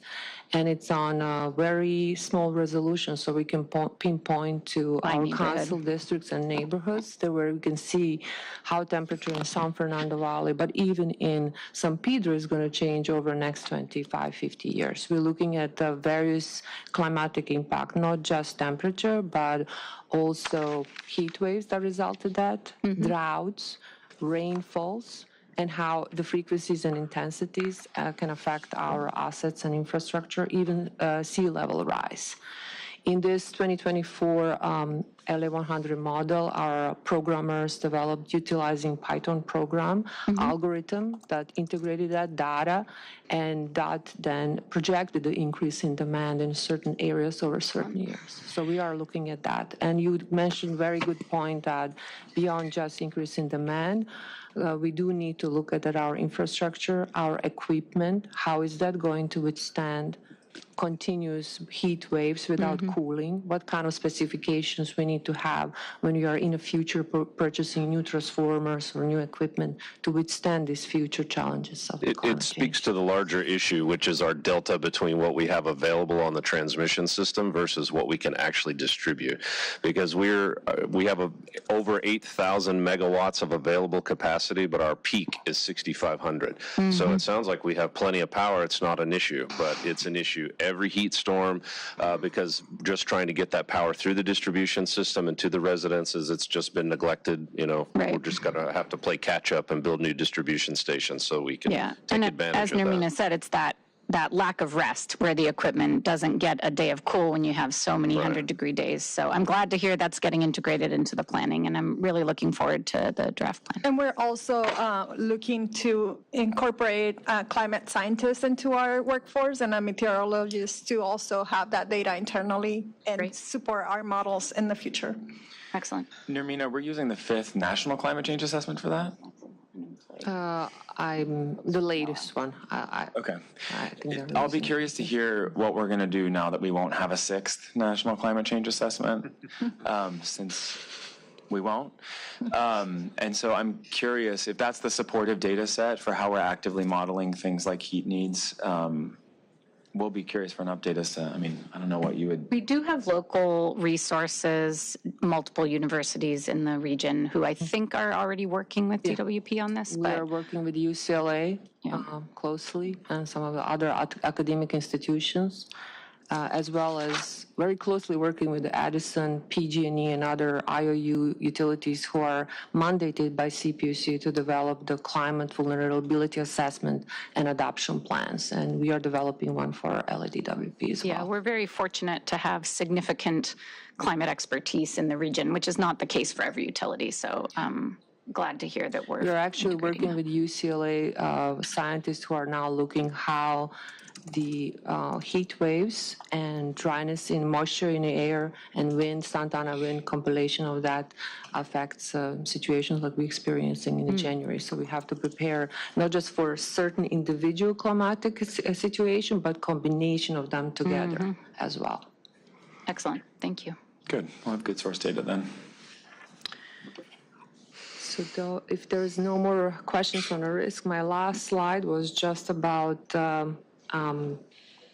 really summarizing our main objectives and goals is to stay resilient and reliable and committed to investing in reliable but clean energy through 2035 and beyond, while striving to offer lowest electric rates and among California utilities. So affordability is a big aspect of our goals as well. And like Arash pointed out, we do need to leverage community-driven distributed energy resources as well as conservation measures while ensuring just transition and benefits for all of our communities. What will you see next in terms of LA 100 here at your board? My presentation is a little bit old, so you already approved Milford PPA last board meeting. We're waiting City Council approval in the next couple of days. Schedule modernization environmental impact report will be completed sometimes this summer and for approval, brought here for approval at the board meeting. Arash mentioned some of the demand response RFPs that are slated for June and July of this year as well. We have just worked with Ann Santilli and her team to complete 2024 LA 100 rate impact analysis, and we are wrapping those results and hope to complete it by end of this spring. We'll release the full LA 100 plan report, its results, and next step by end of this summer. We have also those potential projects that we are in negotiation and hoping to wrap them up and bring them here for board approval in Q3, Q4 of this year. And like we said, we will continue to hold the workshops and community engagement to share these findings as well as talk about specific projects and gather feedback from our communities. So this concludes our presentation. Thank you so much for your questions thus far, but please let us know if you have any additional comments or questions. Well, thank you very much for outstanding presentations. We appreciate both of them and all of them. This isn't easy for anybody, but you guys are doing God's work in cutting edge, and we appreciate it and are counting on it. Other than that, no pressure. Thank you. All right. Thank you. Thank you very much. Thank you. So we're going to roll from that and do workday because why not? Why not? Why not? So who's presenting on workday? Lots of people. You out of what? Faces look familiar. Issued at this point. Good morning, commissioners. Thank you so much for the opportunity of providing this update on the workday project. Here with me are Alina Cummins. She will present. She's the program manager for the program. Okay.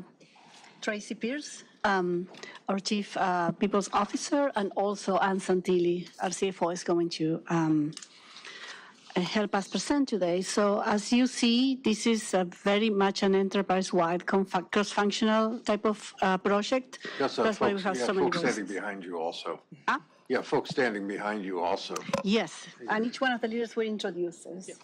Andy Versey from the CFO office and Chris Lemar. And there are other people who will be standing up and Or just joining. pop up from time to time. It's a maybe. village. It's a pop-up for time.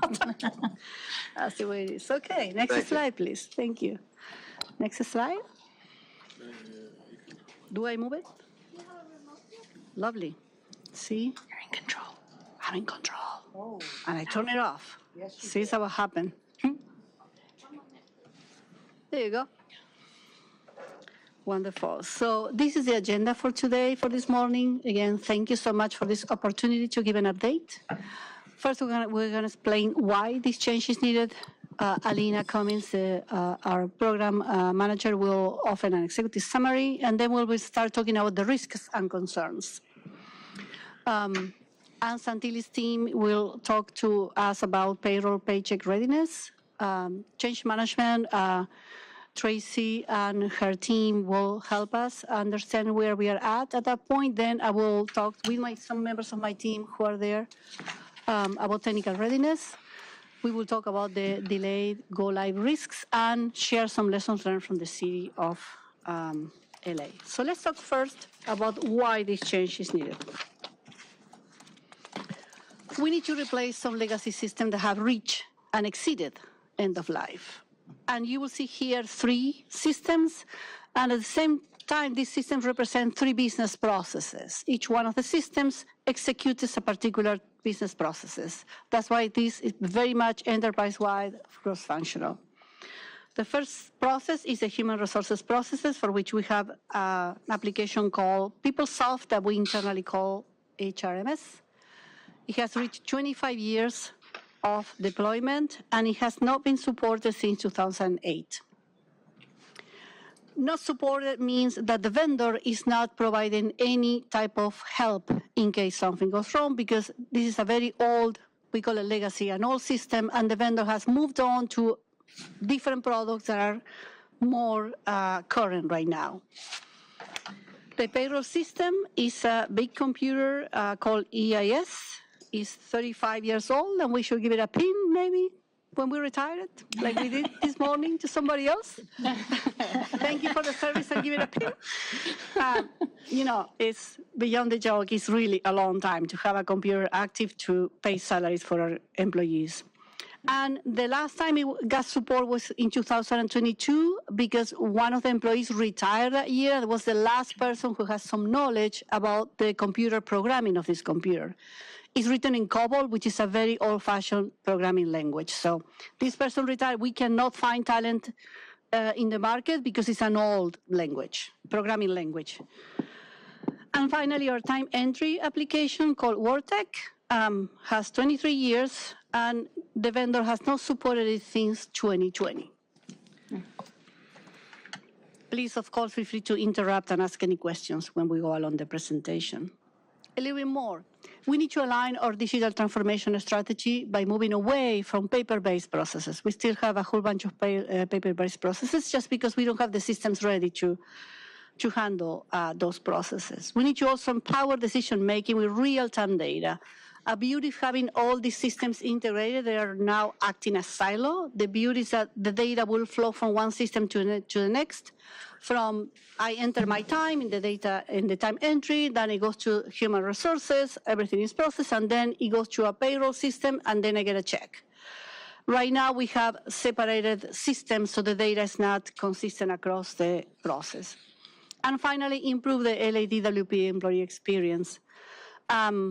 The look and feel of Workday is like our cell phone applications. We can tap and execute actions just in our fingertips. We should provide that experience to our employees.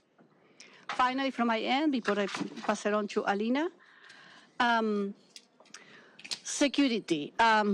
We have an example at the end of the presentation. The city of Baltimore decided to finally jump into this journey after they got a ransom attack because their technology was so old that was very vulnerable. So one of the ways in which we can protect our department and our employees is to provide the latest and greatest technologies in cyber protection.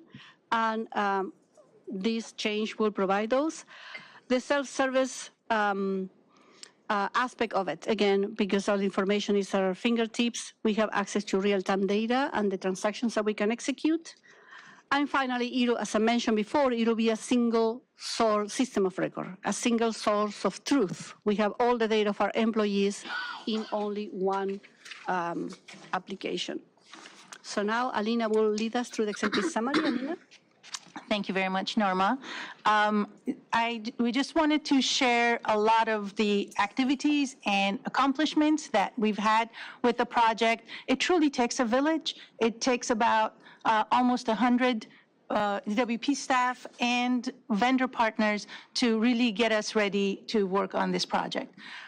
We've had many testings, unit testings, technical testing, end-to-end functional testings, and we've also had payroll parallels. We'll cover payroll parallel a little bit more in another slide, but we basically ran our legacy payroll and we ran payroll in Workday, compared it, and we've had 99.5% accuracy for earnings and 98.9% for deductions. And some of the additional challenges that we've had was to make sure everybody was trained and everybody was familiar with the system. We have had a sandbox open since 4/28. It will stay open until go live, where everyone can go in, enter their time, and practice all the processes that they need to do in Workday. We've also had 2 weeks of dress rehearsal. Everybody was encouraged to go in and enter time, approve time. About 60% of the employees who are eligible participated. We validated time, and we ran payroll simulation and generated vendor documents. We collected feedback. We had forms for everyone to let us know what their experience was, and we have acted on those feedback and made corrections. And one of the items that we heard loud and clear was we need more training, and people need more time to train. So we've, with support from department executives, we've declared June 5th as Workday Training Day, and we are asking everybody to really use that day to finish all their training, retake training. The training is online, training is available, there's job aids available for everybody to really focus on getting themselves ready for our go live. We've partnered and we've had... Ms. Cummings, can I just interrupt you briefly? Can you tell us a little bit more about this training day on June 5th?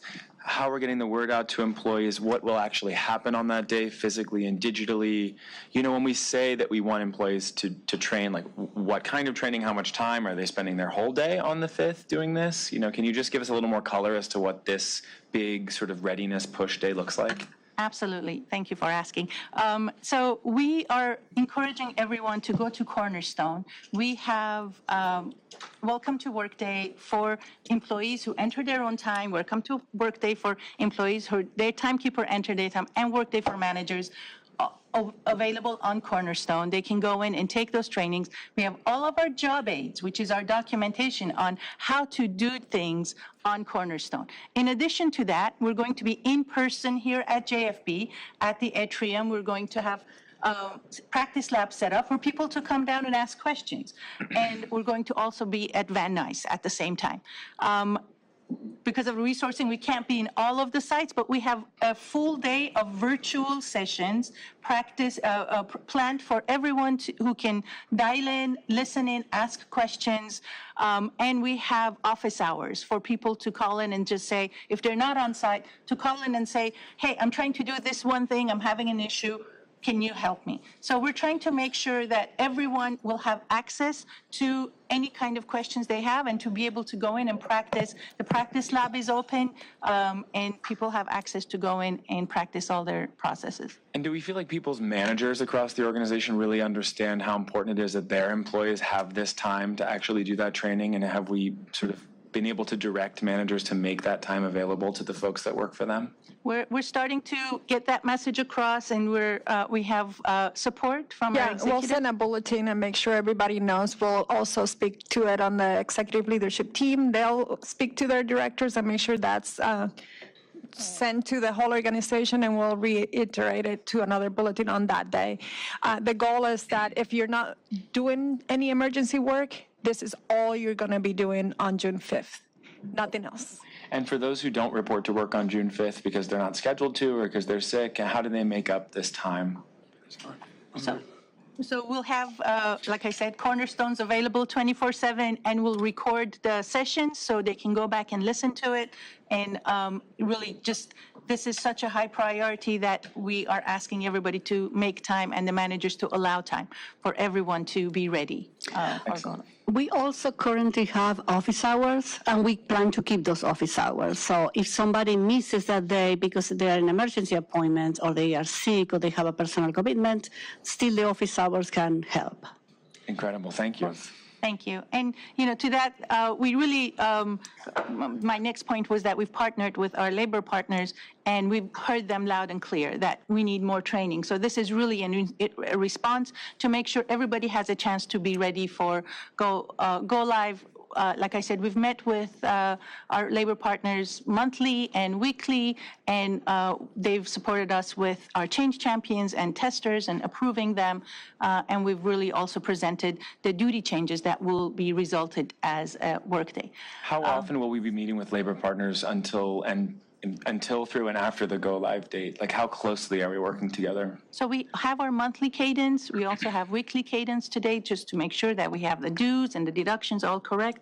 And we'll continue those until everything is settled and everyone is, getting everything correct. Okay, so we'll be meeting with them weekly up till, through, and probably a little bit after our go-live date as we get all these systems reconciled. And if there's a need for more meetings, we'll just have more meetings? Absolutely. And I would just add, as soon as we're done with HRMS, we're moving into FSO. I know. So they're going to be on those conversations. So anything that comes from HRMS can be talked to as we're moving into the FSO aspect. There are a couple HRMS elements like TCRAs and stuff that will still need to be integrated ex post facto too. Okay. So this is not going to stop until way past 2026 on the monthly, weekly cadence, because we have a lot of work to do on the financial side too. Excellent.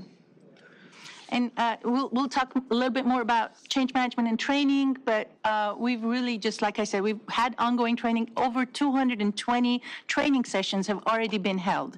In-person, webinar, we have our online training that's ongoing, and we have workday job aids, which is how-tos. We also have hot topics, which is our cheat sheets, where it's like a quick go-to on topics that we got feedback on our practice lab and dress rehearsal. So we are on track for go live. Our gold tenant, or our production tenant, is currently going through data validation. All the data is in there. Everybody's in there validating it. And we have a cutover plan that we go through every day. Everyone knows what they need to be doing. All the tasks are identified. We have a hypercare team that is ready to go for support as soon as we go live. We have a group that's going to be our application management support team. It's going to be with us for a year after go live, and we have our post-production process in place. We're going to be on the 6th floor hub. It's going to be a command center for us with all the subject matter experts there, and we're also going to have accept walk-ins, be there for people to come in, call. We have a dedicated phone line, be there for people when we go live. So, will you have another slide on hypercare, or should we talk about it now? Okay, you will. Great, thank you. So this is a very busy slide. It's our chevron for project schedule. Each one of these tasks have an entire set of tasks in our project schedule that we track very closely. Just wanted to share this just to show the complexity of how many activities are going on at the same time. And we're getting ready, like I said, for cutover planning. All the activities are happening. Practice lab is going on till go live. And we have a lot of tech activities validating the tenant, a lot of OCM activities, knowledge transfer is happening at the same time. And for PANS, which is really a big win for us, we've gone from 17,000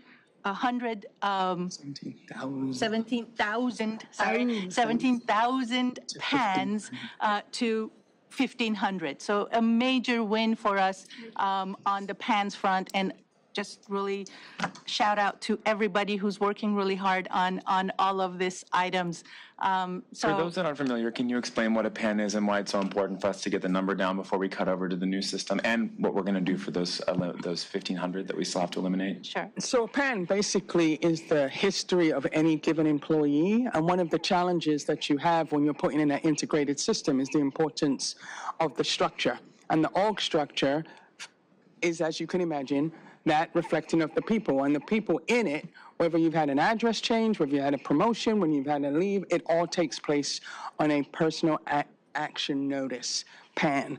And so historically, it's been well known that the backlog of PANs, I understand anecdotally that it's never been under 10,000. Anecdotally, all paper, which immediately Workday eliminates. And with a focused Tiger group, we were able to move that from 17,000 down to 14,000. And yeah, I celebrate the fact as a team, no one person, but as a team, it is now at 1,500. And so that means as you go in, your org structure will be as clean as it possibly can, because we still have time to get it down to 0, which we should aim for, and that will allow that any employee can look at their history since they've been at LEDWP, and it will reflect an accurate journey. And going forward, you will not need a PAN. You will not need a PAN because it happens immediately in the Workday system. And where were all those PANs? In boxes. In boxes? In papers, in boxes. Yeah, so there was just like an org-wide effort, like an Easter egg hunt to find all these boxes full of PANs, get them all into one place so that we could input them in the system to validate the data before making the transition. That's pretty accurate. And we still find some Easter eggs somewhere every day. That is an incredible effort. Still spring, I guess. I think the backlog and the age of this software really helped us see just how overdue this was as far as like a need for the organization. I have just a small question on this chat or on this chart, you know, from project management world.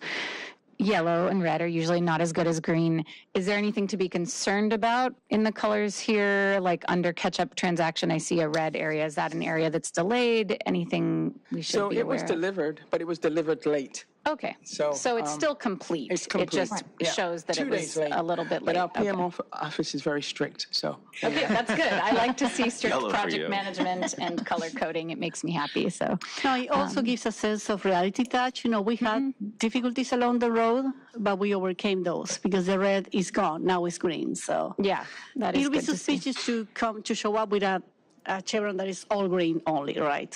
Exactly, I would be, The so. reality of the need and greed of delivering this. And if we go back to the project schedule a year, most of this would have been red. So we've done an amazing job of bringing the project back on time, and that's measured on task, not by the big enterprise subject, but every line has multiple tasks. So when you measure the green, you have to be, I don't know, 90% or higher to get green. Yes. And so, yeah.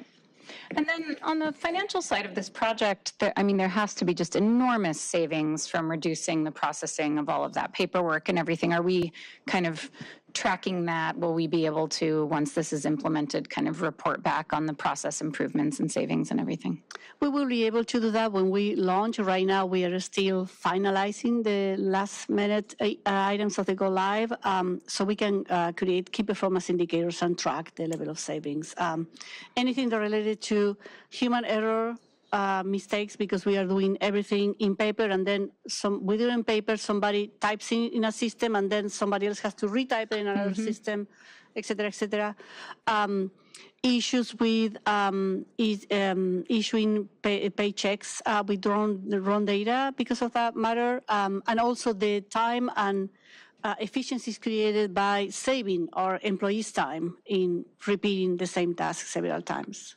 So I think your whole onboarding experience will change also. Yes. You'll have a much more favorable onboarding experience, which is critical when someone new joins the organization.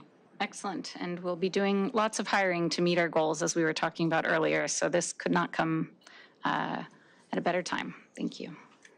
Okay, well, thank you very much. And I think... So talking about budget, just to give you an idea of the history of this project, the original project timeline started in April 22, and it was estimated to go live on January 2024 for the current go live, which is human resources and time entry, and July 2024 for the finance component of the project. Then that date was suspended. There was an extension required in September 2023. There was no change in the amount of not to exceed amount, which is $131 million, just because the teams did an internal restructuring of the budget not to avoid asking for more dollars. There was another extension in February 2025 that I actually came here and I introduced and I asked for that extension, and then that's where we are at right now. We expect 2 more extensions for the second part of this project, which is the financial process system. Norma, can you talk to us about that recent extension that the board approved for the additional 6 months? What did that sort of buy us in terms of our ability to execute on this project and do it confidently? Sorry, can you repeat? That recent extension that the board approved on this project, what did it buy us in terms of your ability to execute on the project? Well, there is a series of expertise that we get from Workday and other vendors that help us move the project forward, supporting project management, supporting knowing how the platform works, setting up and configuring the platform. That was that particular extension helped us buy that type of expertise, so the project didn't fall. And Norma, we also had 6 months of change management Yes. and an additional testing sprint, right? So we went from 4 testing sprints to 5 testing sprints, which it's above and beyond what the norm is for Workday is usually 3. The city of LA went to 4. We did 5. So those 6 months gave us that time to do the 5th testing and add 6 months of change management to the project. In the testing sprint, we're validating all of the data, we're running test payroll, we're finding bugs. That's what we do in a sprint like that? Yes. So we had 5 of those. 5 of those. Versus 3 in the market and 4, which is what LA did, so. Exactly. Okay. That extra level of confidence. Exceeding the standard. And talking about that, let's talk about the testing in payroll and paycheck readiness. And we'll open for us. Thank you, Norma. If you go to the next slide. So payroll readiness is top of mind. And, as Norma mentioned, we started this back in April of 2021. Back then, we started doing all the configuration, getting all the requirements from the end users, from the payroll office, started doing our testing between payroll and IT, and also started training. And through all of that work, we configured 101 integrations and 307 reports.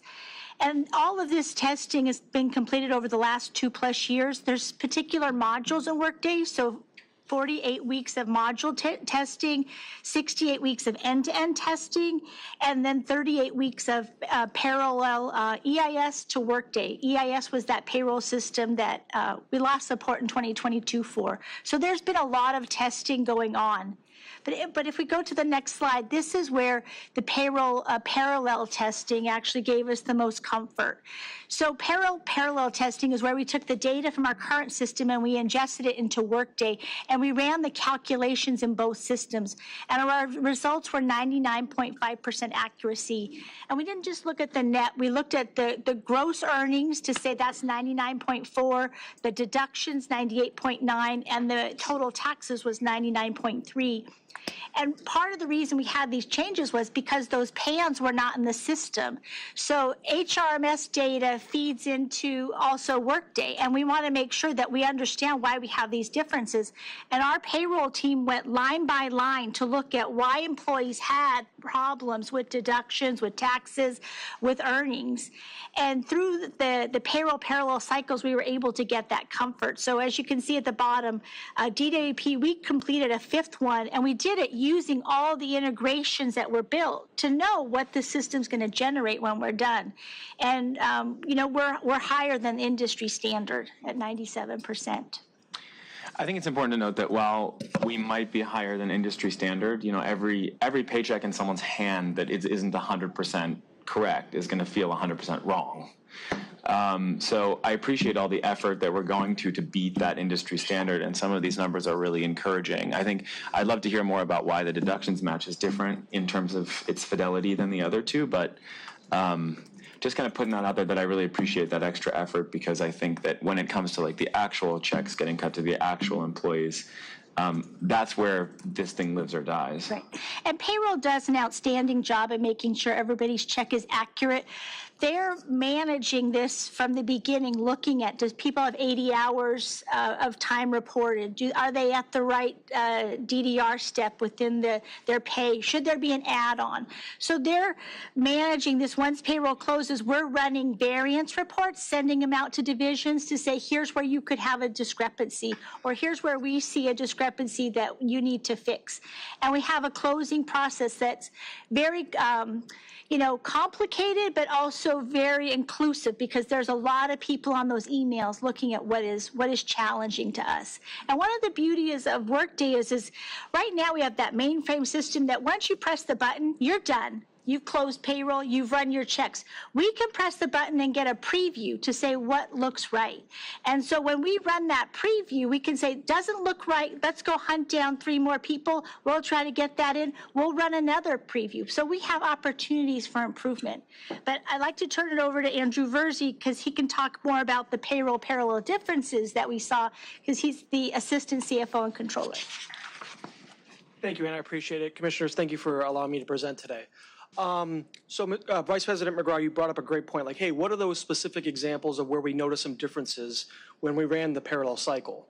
One of them, and one of the biggest ones that I've kind of been, speaking to ever since I kind of joined the project, was those employees that carry a domestic partner on their health plans and dental plans. Our current state is what we do is the IRS says you have to tax, or there's a fringe benefit to this, and you have to add that to the employee's income. In our current state, given the mainframe application we're using, we load that data at the year end, the calendar year end, to include employees' W-2s. Workday allows us the functionality and the transparency to load this on employees' paychecks on a monthly basis. So the difference is the withholdings, that taxable fringe benefit will show up on the paycheck, and the withholdings will be executed. So the variance isn't making it EIS is wrong or Workday is wrong. It's just a true difference, and it's a step in the right direction to providing more transparency and more timely reporting. One of the other, the second bullet point there is about W-4 data. If an employee is missing a W-4, in Workday, it's automatically going to assess the taxes at single and zero, which could be, you're withholding the most you could possibly hold, or I would say single, not single and zero, single. So with that, we're proactively reaching out to employees if we don't have a recent W-4 on file for them to say, hey, update your W-4, put this in the system now, so when we carry over to Workday, the withholdings we're executing is your desired wishes. Do we have an estimate on those W-4s in terms of how long we've held them, and as to how many may be inaccurate or who we need to target in the employee population? Yeah, it was about less than 40. Okay, as less far than as 40 pay total. impacting, yes. Oh, across 11,000, that ain't bad. Yeah, so, and we're reaching out to them. I think we've contacted, out of the 34, somewhere between 20 and 25, and verbally said, hey, we need you to make this change, because if you don't, here's the impact. Your withholdings on that first check in Workday is going to be higher than what it is today. So we're constantly reaching out. The payroll office and the tax group and FSO are reaching out daily to get these things updated. Beautiful. Yep. The last bullet point on this slide is what we talked about, just the timing differences, right? We had these outstanding PANs and corrections that we make. So when you take that snapshot and you're running that parallel cycle, these are just timing differences that won't exist in Workday. One thing I'd like to kind of emphasize is Workday is going to be an integrated system. Right now, our systems are siloed. HR doesn't necessarily cause a pay impacting result on payroll. In Workday, it absolutely will. So the time entry, personnel transactions need to be entered in a timely manner and executed within the system. And I think what we can, learn from these payroll parallel cycles is the engine's calculating the way it needs to. We as an organization now need to go in and use the tool and be proficient in the tool, and we could expect the results that we need. Norm, if you don't mind progressing to the next slide, please. Some other examples as well is, those employees that have a take-home vehicle, what we internally called CMVH, there's just a difference in the withholdings and the way we're going to execute withholdings from EIS into Workday, where EIS today is only doing the federal side at the supplemental rates. Workday is going to be executing that for both federal and state. On the in the system we use now, how did the state rates get removed? That's all done manually after the fact, or? I think it's being done at the W-4 rates. Or it might, because right now with CMVH, it's a very minuscule amount. It's a $3 per day. Okay. So it's a minute difference in the tax withholdings, but if the state's looking at the W-4 rates, it'll just be slightly different. So for the federal supplemental rate, it's 22%. For state, it's like 6 point something, and then the Med-A earnings. So it's going to standardize it across for everybody. Okay. The other benefit for Workday is the validation rules that we create. So each MOU has certain provisions that impact timekeeping. Workday is going to validate some of these things where EIS today, you know, it doesn't. It doesn't. So sometimes errors can be inputted. It's a human error element.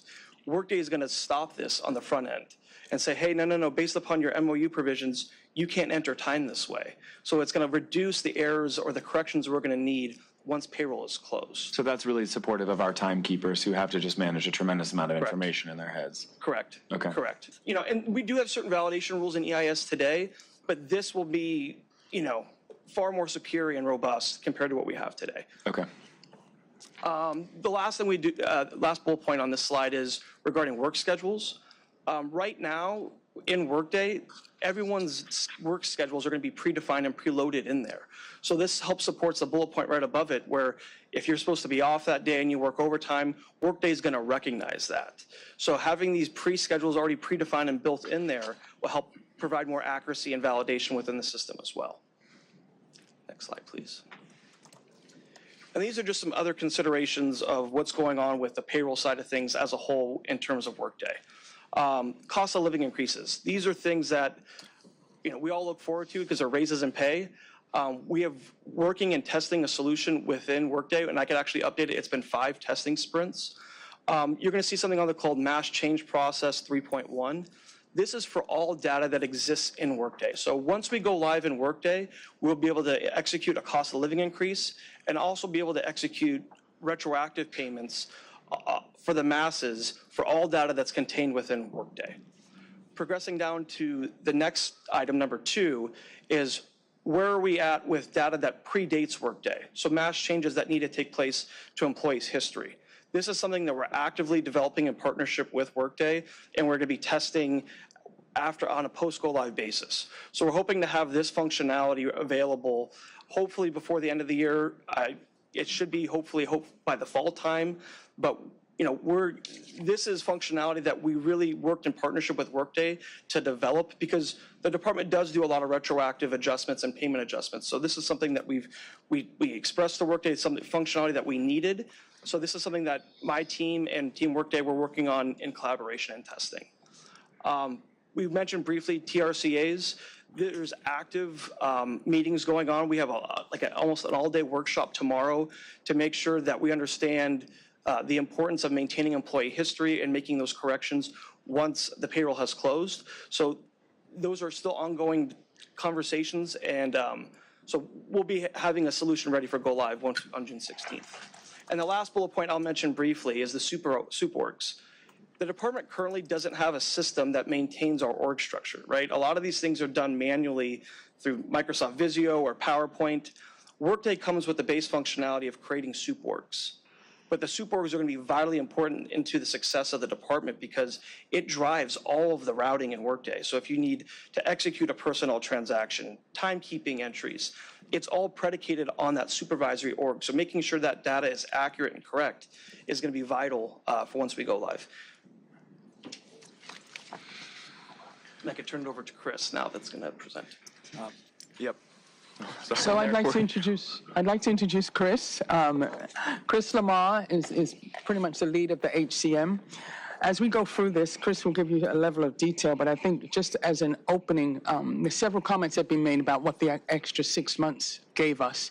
One of the things it definitely gave us is to a good hard look and reassess at the training approach. And I think what you can see very clearly is that there was a very clear, defined training approach, which is different than a change management approach. So what we have now is a revisit that we know we're okay in the knowledge space because the transfer of knowledge is happening.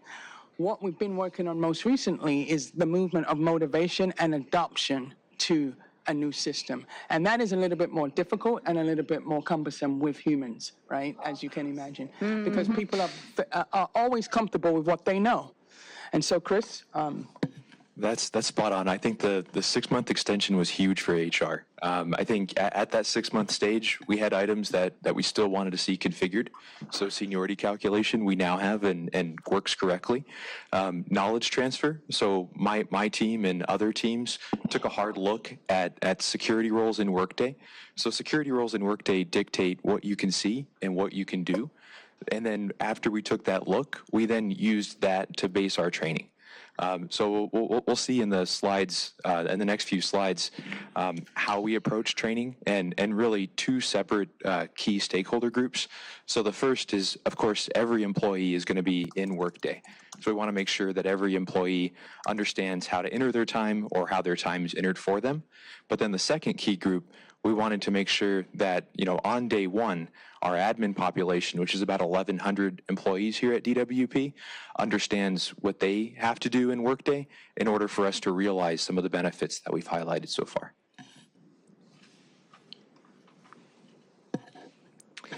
So the first slide here, this is our general training attendance. So as you can see, so this is that first stakeholder group that we want to make sure that everybody understands how to enter their time or in the cases of some of our field employees, how the time will be entered on their behalf. Obviously, this is key to make sure that we're successful on day one. But if we can go to the next slide, Tracy. So this is what we're calling our specialized training. And the first box, if I can just illustrate, so Workday for Division HR security roles. Coming out of knowledge transfer, where my team really took a hard look at what those security roles could do, we then developed a custom training course for LATWP.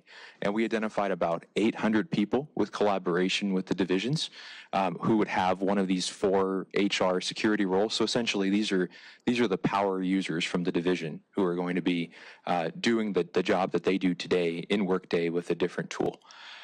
So we took 8 weeks. We offered a combination of in-person and webinar classes. My team, many of them are here today. They did a fantastic job engaging many different employees across our organization. And today we stand at about 97% of that population trained. So the one opportunity here is we're continuing to work with the divisions, and we had a really great meeting last week where we had 150 people participate. We're reviewing those security roles with them because as we learn more and the divisions learn more, if we need to make adjustments to who has these roles, we're prepared to do that, and then we're prepared to offer additional training between now and go live to make sure that everybody has the training and the skills they need to be successful. Chris, so our goal, from what I understand from the last slide, is to have this be 100% by the 30th, right? That's definitely our goal. So some of the 3% variance can be explained with individuals who are on leave of absence. Sure. So there's of course always footnotes to some of these numbers, but our goal is 100%. And what we're going to do to get as close to that as possible, we're going to offer training classes, both in person and webinar leading up to go live. And then when we see if there's additional security roles that get assigned, we're going to add whatever training we need to make sure that everybody has an opportunity to come to training. For this entire population of people who require specialized training, that number at 82% also is going to get to 100% in the next 3 days? Let me ask my colleagues to help add some color to some of the other training classes. So for HR, that's our plan. Okay. And I know, Alina, maybe you can shed light on how we're going to use our day of training to help. So our training day that we're going to have, the Workday Training Day, is really a big push to get us to 100%. Managers, we've been asking, I know everyone's really busy. We really want to make sure that they finish their training because they approve time. So they really need to know what they need to do. And for everyone else, really the goal is 100% of training completion. Where are you with managers? 72%? 72%. Yeah, feels a little low for us about to go live and for managers. So if you're a manager listening to this, get on it. Get on your training. And they're getting emails constantly. So we're reminding this training them. is mandatory, though, I imagine. Yes. Is there any sort of I hate to say it, but penalty for anyone that's not going to participate on time, other than the Not whole penalty, organization but falling apart? We are tracking participation. So we are tracking participation. We escalate to Janice's executive leadership team meeting on Monday, and we present to each one of the leaders present here a list of whoever hasn't taken the training. So maybe the penalty is, your boss will ask you to take the training, and that's the penalty. So George, not necessarily a penalty, but because of the May 30th date, we can run a report on who hasn't completed and then have that completed by June 5th, which is the all-day training. So we can target who's not listening, and So it's here. if you have not completed your training by the 30th, You will be chased. Janice will be at your office. And I do see that this was as of May 19th, which is now 8 days prior, and given the way people sort of get pressured by deadlines, hopefully these numbers are significantly better already, but we look forward to seeing that. And a lot of this is just using the sandbox. So the sandbox is open right now, and it will be open until almost before we go live. And this, I like to say this, and I expressed this before, this is like the difference between watching a video of yoga or going to do yoga, right? You can watch as many videos as you want, but until you don't unfold the mat and put those clothes on and start stretching, you're not gonna actually have the benefits of the yoga. So what we have to do is just to get into the sandbox, click around, enter time, click the different functions, get some error messages, and learn from the error messages, and that's the best way to learn, actually, making the training more effective. We do have here so Alina was talking about the job 8. I'm sorry. Oh, no, this is clearly a team effort. I think it's been said many times, it takes a village. No, I think this is a great example of how integrated this project really is, that it takes so many of us, to explain what's going on. I think that's all I had on this slide, Norma, but the next slide was a great example of our job aid. And I think these vary in complexity based on the audience that's being trained. So this is an example of a job aid that would be accessible to really most of our employees who need to make sure they know how to enter time. So we have training, but then we all know, everyone learns differently, and this is one more tool that we have in place to make sure that we're successful at Go Live. Thank you, Chris. And as you can tell in this job aid, it really says from the menu, present, open the time up, from entry time, click on select the week, and the entry time is very, very intuitive. Do we have a job aid for today's systems, like the ones that we use now, WorkTech? Do we have one for the current systems? Yeah. No, So this is best practice for stuff. What we're trying to do is document how we do process, so it's consistent across the organization. Yep, exactly. So in HR, we do try to relate things back to what employees know today. So we have a lot of crosswalks that would compare, how things are called in a current system. So the action codes that we've used, for 30 plus years, we will relate those back to Workday and some of our job aids. Excellent. Yeah. I'm glad to see the acknowledging of change management, which is often ignored by organizations. It's an area I'm particularly passionate about and have done formal, research into. And I'm curious, I know, Tracy, you've been working on a lot of leadership training and, working on developing our management resources. Do we have programs that focus on change management for our managers as we're implementing a lot of change in the organization? And if not, is that something under consideration? It's heavily under consideration. We have several outlines. As you know, the process of going through supply chain or vendor identification, even partnering with schools. It's just it's a long process, but we're working on it.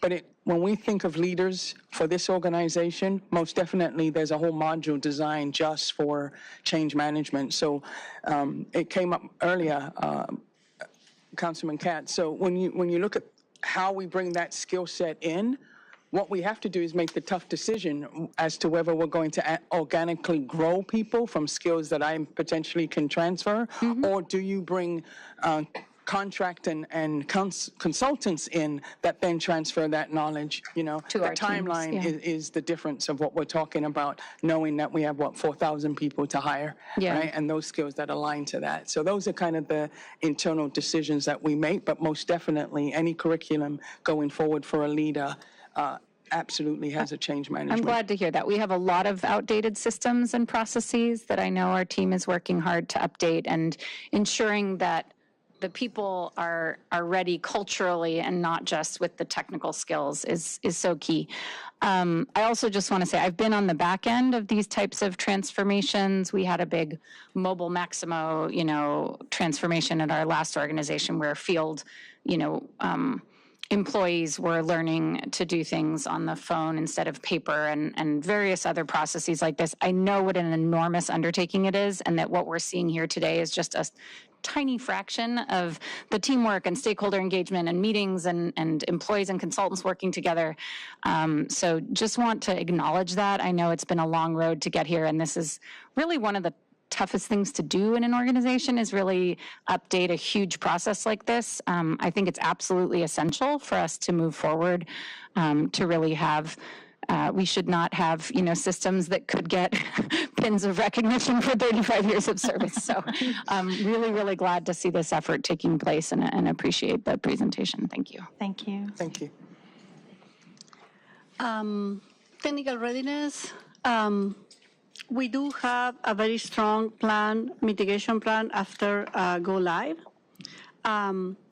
We have a change champion network that we have built in the last years. There is champions all across the department that really believe on this, and they have been hands-on from the beginning, so they are helping cause that peer-to-peer training that is much needed.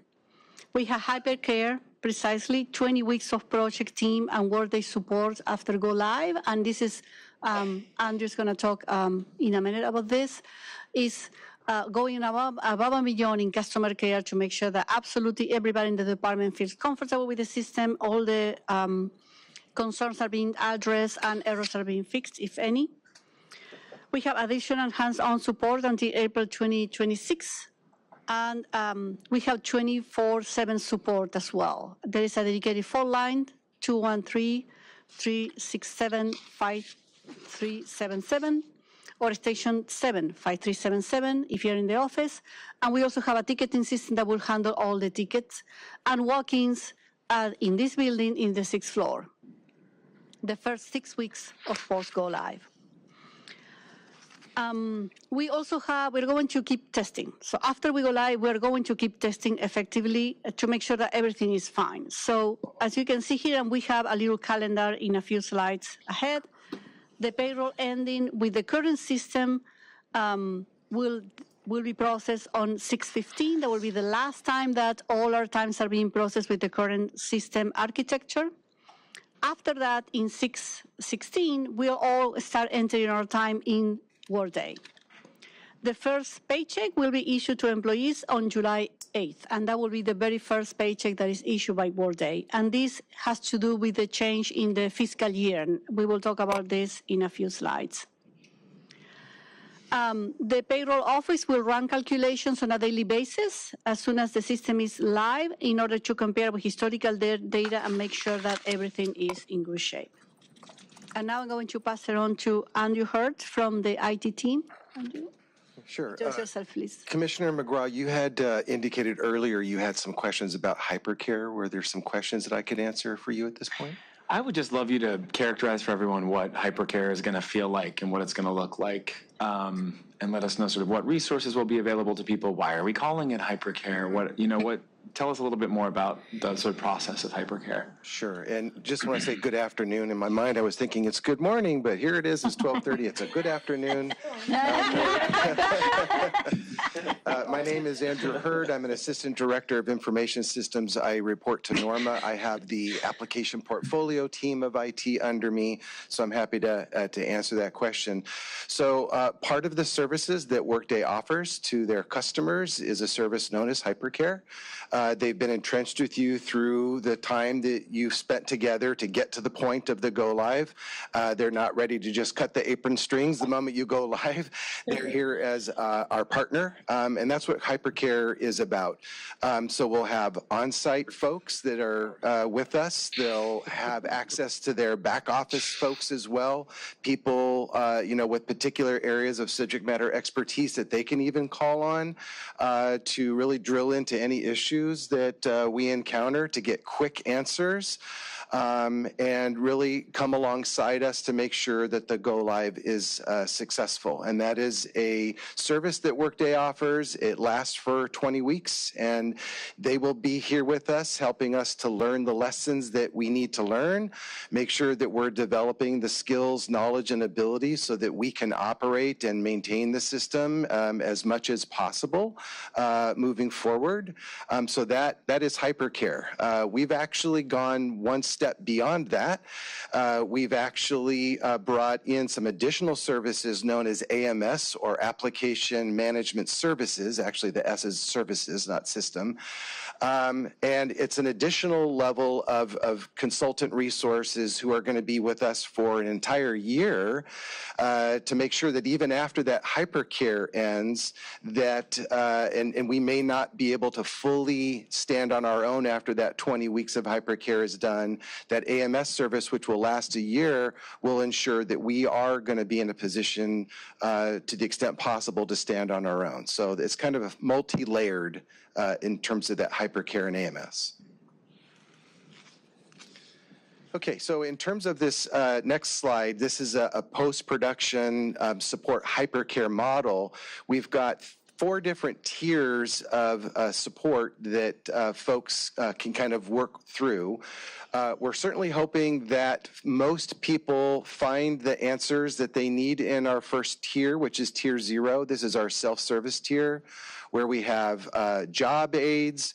I just want to do a quick shout out to our labor partners who have engaged with us from the very beginning, who have really helped us put in a change champion network. These are DWP employees who have developed specific areas of expertise in the system that can work with their peers where the problem may be, or the challenges being encountered in terms of these end users, who can answer these questions before it has to escalate to another tier.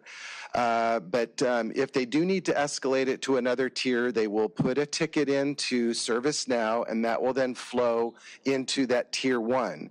And in that tier 1 is where we will do our primary triaging, where we will figure out whether it's an HR kind of an issue. CPAT stands for compensation, payroll, absence, and time tracking.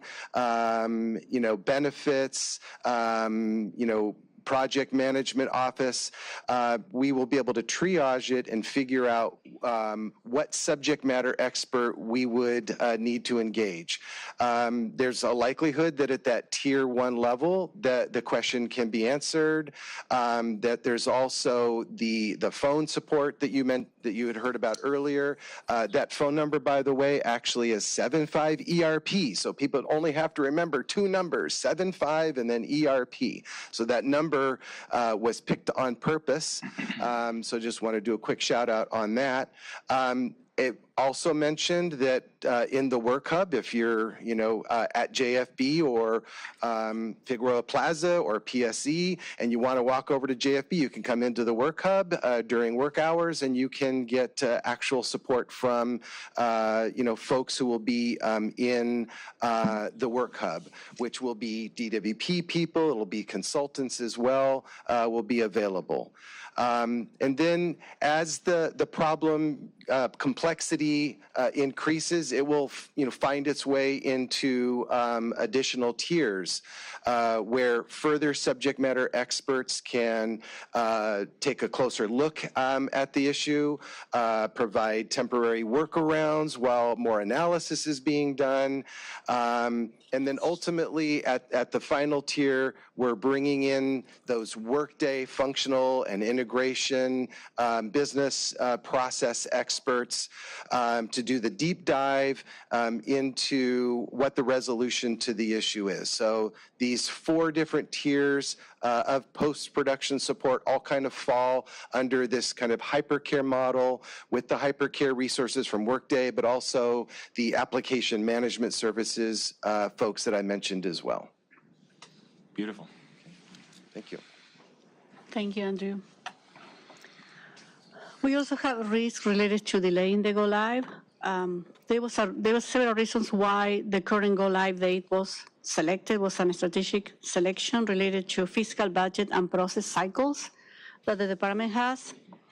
Some of the consequences are increased costs, an estimated of $2 million per month that we will have to pay to keep delaying this. And this is a reflection of licenses, labor, and materials. Critical resources attrition. Some people are feeling fatigue about not being able to get to the finishing line. And we do have a couple of attritions, unfortunately. The forgetting curve. Actually, this is a technical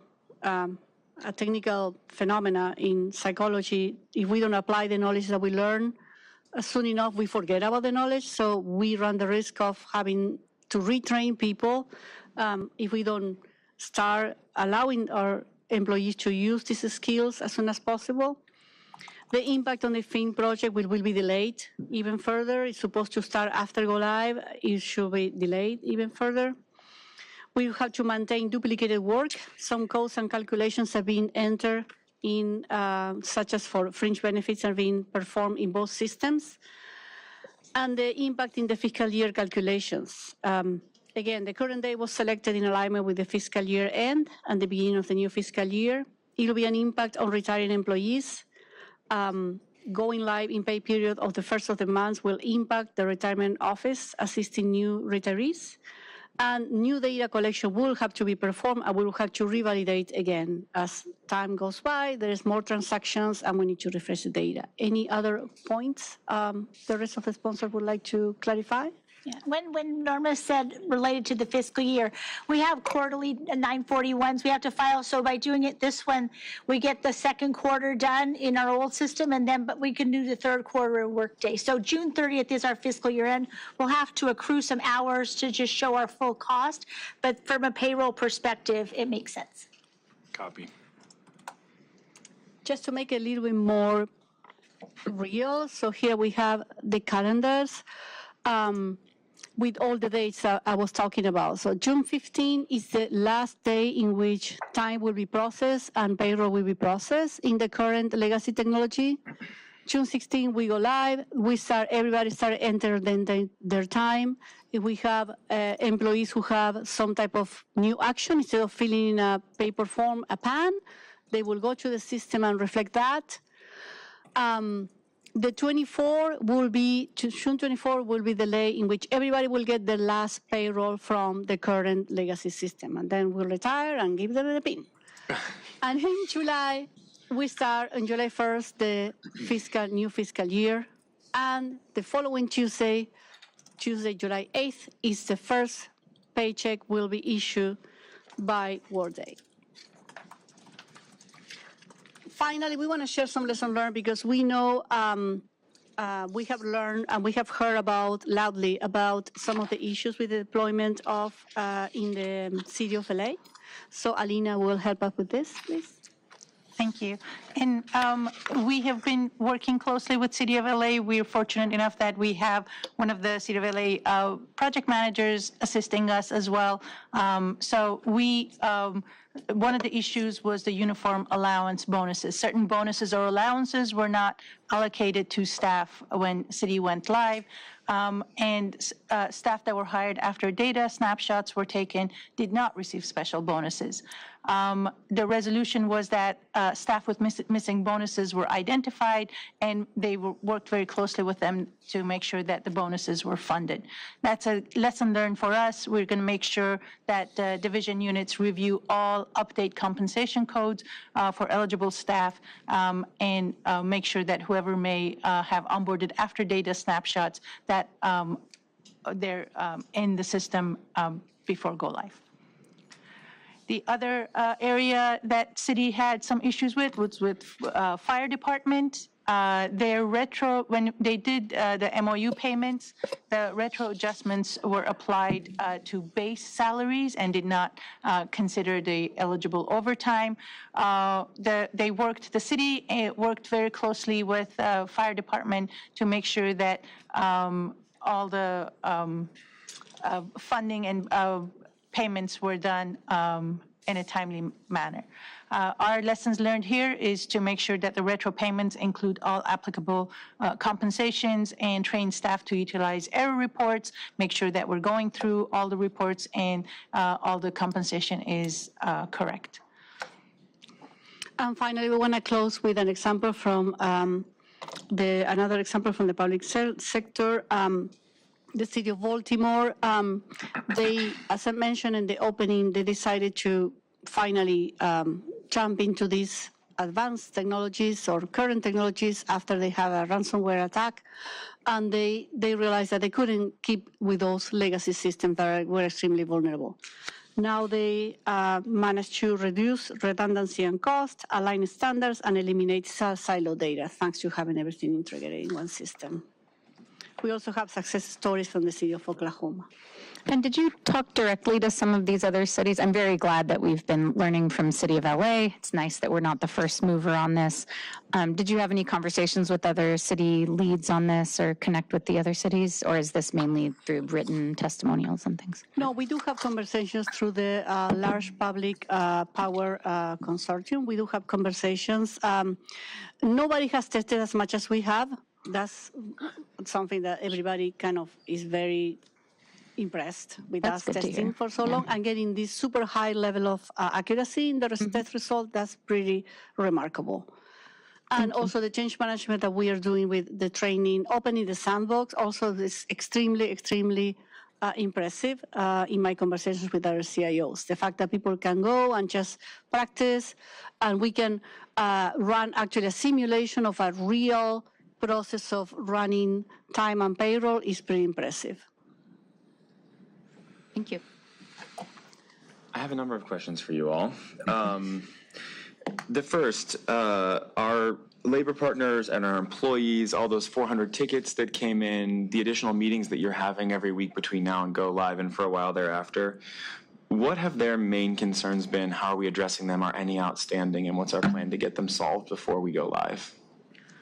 So if I may, we have been working very closely to identify the dues for the labor partners, the premiums, and the deductions. Right, so we were able to work very closely with them, and with the payroll team, we showed that the dues are 99.7% accurate, and we have sent files for premiums. The deductions, we're still making sure that everybody that needs to get the deduction is correct.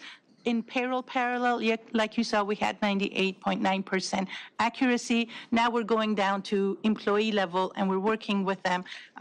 We're meeting tomorrow. We'll meet again. We have, last week we met 4 times. We will make sure to identify if there is an error or discrepancy and make sure to correct that before go live. So that's what we're working on, is really the deductions and making sure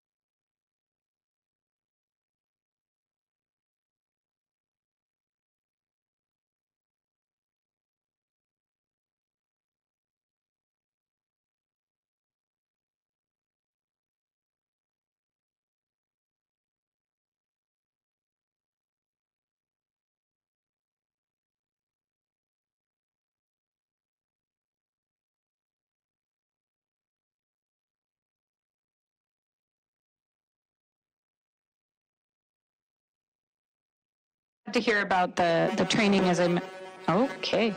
It's back. Whatever, I think.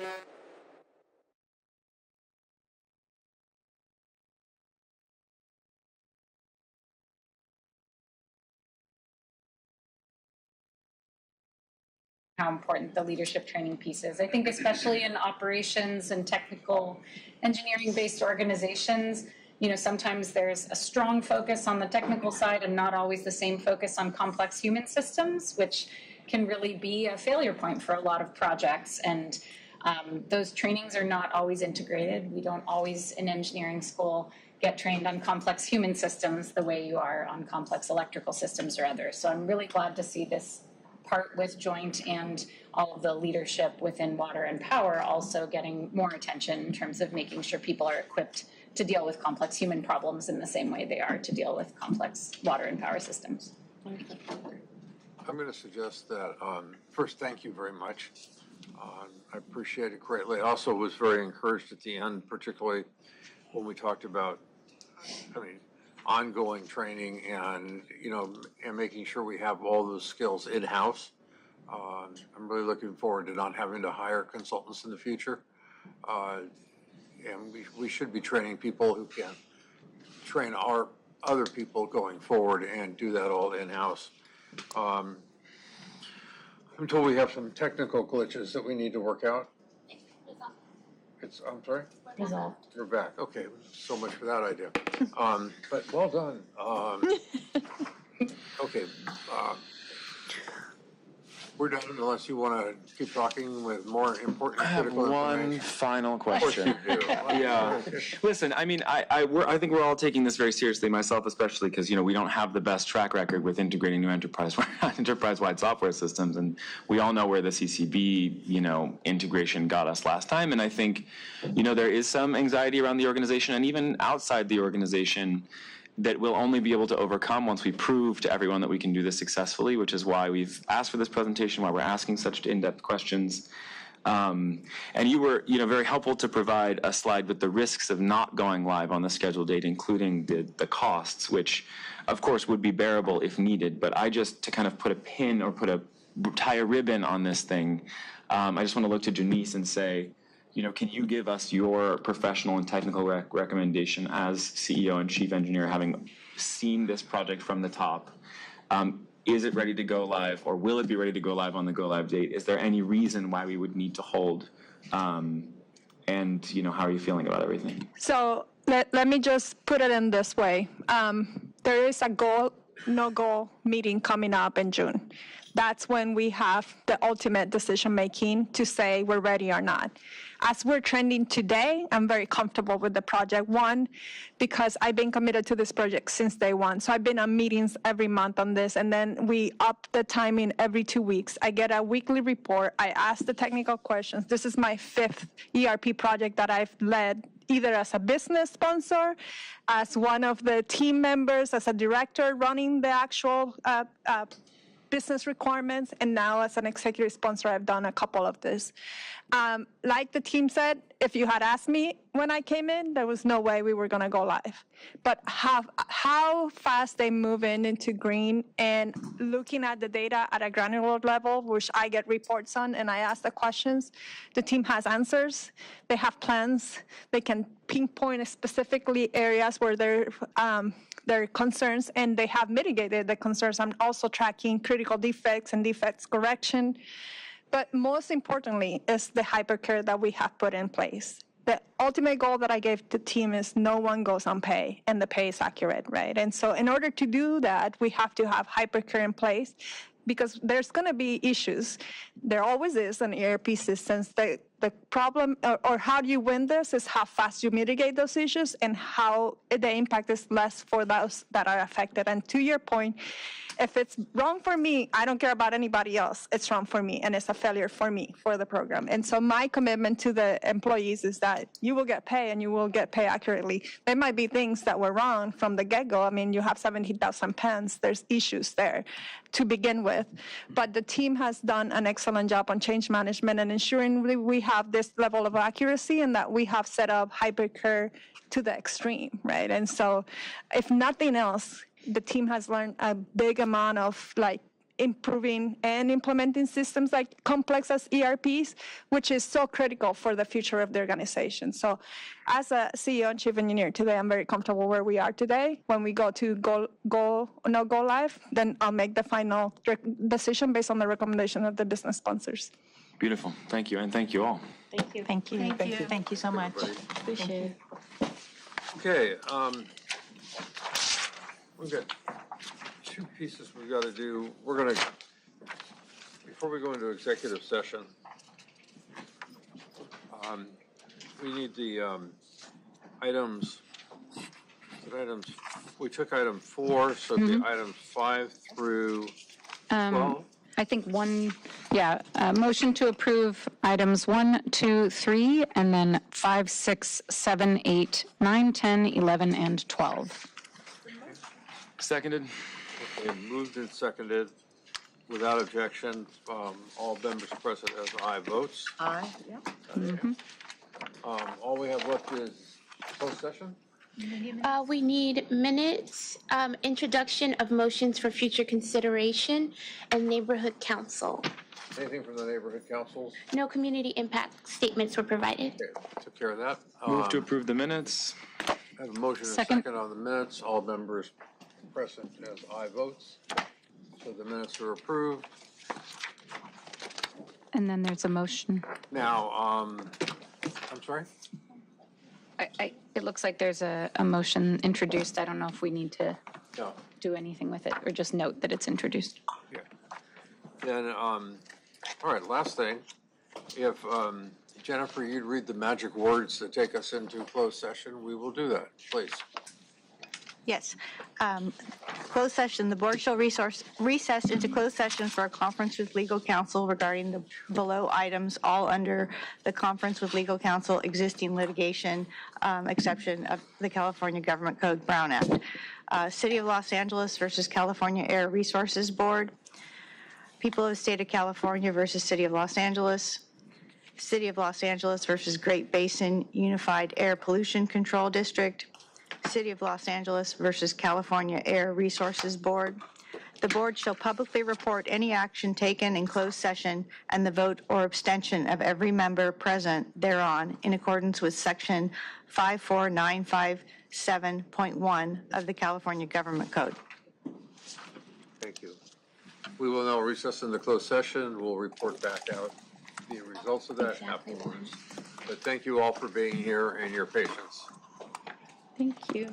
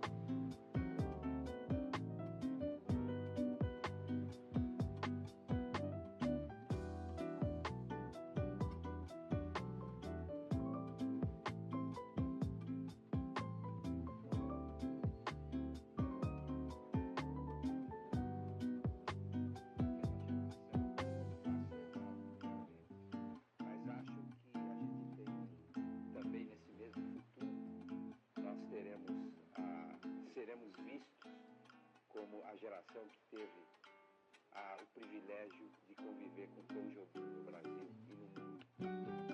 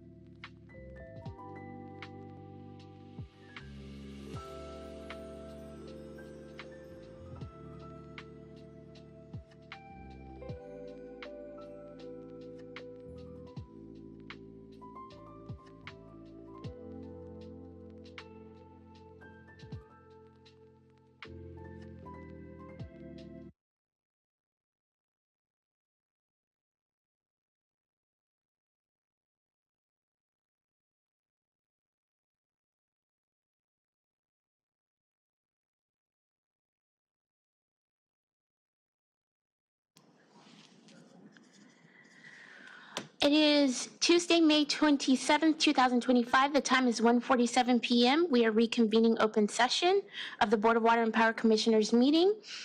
Pursuant to California Government Code Section 54957.1, no reportable action was taken in closed session. With unanimous consent of the board provided by President KATZ, we deem this meeting adjourned. Thank you.